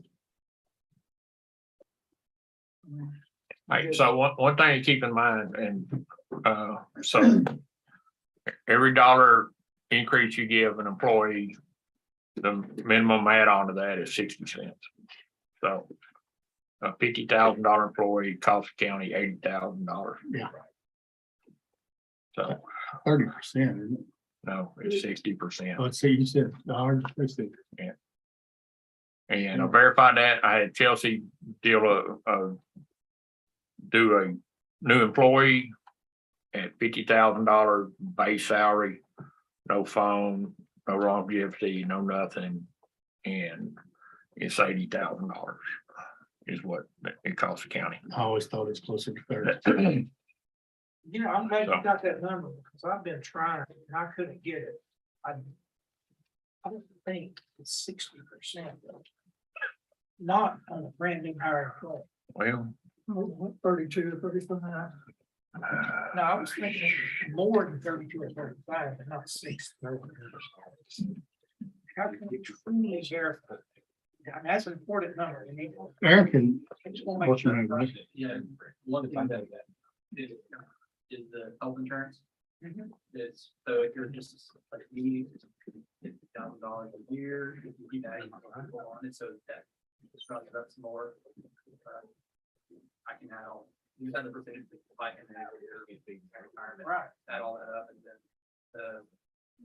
I think that's around 5%, then you have, Yeah, and the overhead was kind of per employee, probably about 30, roughly 25 to 30%. The bike, and I didn't have the insurance, you know. Expense that we tagged on to it. But I'd be surprised if you tag another 30% on it. You might, I mean, it's possible. so here's the number right here.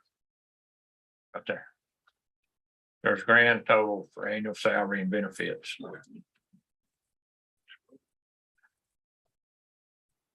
There's 50,000 salary. You got 3,100 in FICA, you got 725 medical. You got 7,000 retirement. $65 unemployment. Workman's comp, group life insurance, OPEB. And there's your total right there. That's with no longevity, phone, no nothing. But we don't have longevity anymore. Yeah. It is, it's 150 after 4 years. We kind of want to go. Only if it was, only if you were hired before. No, we still have longevity, we don't have merit. Cut out Do the have merit. longevity. Takes you 4 years to get to longevity. We get anything wrong. The court did away with longevity before I came into the office. I thought it was for elected officials after. $8 million. Cause I was told I would not be responsible, or. Well, of course I'm not, because I'm not gonna stay that long, but I, you know, longevity. Well, you're not eligible till 4 years. Yeah, I mean. Period. I thought- No, we still have longevity.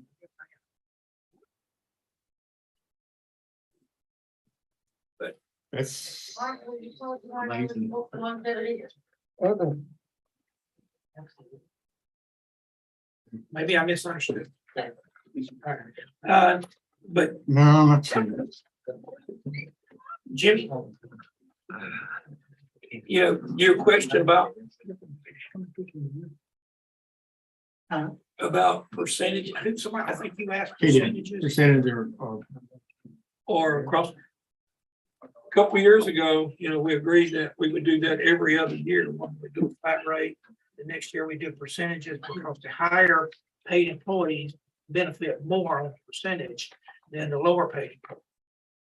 But, you know, there was some opposition to both, but we agreed amongst ourselves that we would rotate that every other year. Across the board raise. Last year was a percentage and we followed that suit, then this year will be a fix. Well, yeah, and you gotta decide that, because if you do 3.5% increase, then you put 3.5% all the way down this list. We won't be. And if you do like a flat rate, one-time payment of $2,500, whatever, that's all it is, it's $2,500. So it doesn't compound like an increase does. So, Yeah, and I don't know that we've done it before every other year, but we have done it. Amounts that are percent. And for that reason, I mean, there's a reason that people are paid higher. You know, they got more responsibility, more jobs, so more education, whatever. But I also agree that you should look at it both ways. you have something in mind, or we can run some numbers and give that to you all. I see what 3.5% is. I versus see what that amount is and let's see what we can, Or we could get a mean pay level or something like Yeah. that, look at, and just kind of compare them to see what they look. yeah, let's do that. And see if we did 3.5 to 5, you know, what would that be as far as, $200 a month, $100 a month? You want to look at this dollar amount? Yes, Both ways. both. How much? We'll figure that 3.5 or 5%. Or do you? Yeah, put the percent on the mean, or the average. Well, yeah, you can figure what 1% is, then we can work off of that. Right. And then we can figure, you know, versus 5% versus, you know, 200 a month, whatever. Kind of balances out. While you're doing that, you know, elected officials have cost of living too. But Understand? it would be across the board, it'd be elected. Yeah, officials and as well. we pretty much always treat elected officials, well, they're employees, just like everybody else. So on the percentage, we just need to make sure that we put the benefit factor in there also. So we see the actual number of what we spend. Well, even if you Very go good. across the board, you're gonna have the overhead cost to it. Sure. I mean, it's gonna be the same no matter how you look at that. So if it's Cause it's, you're not paying it. $500,000, you're gonna have 60%. It depends on if you're just making a payment, a lump sum payment versus No, you're not. We You're don't giving a make- rate. we don't you're make adding, lump if sum you're adding payments. it to the salary. Well, it's not gonna be 60 because if it's $500,000, give everybody a raise. They already have insurance. It's just gonna be a percent of FICA and some of that. But Aaron can figure that for us. Or his staff. That's right.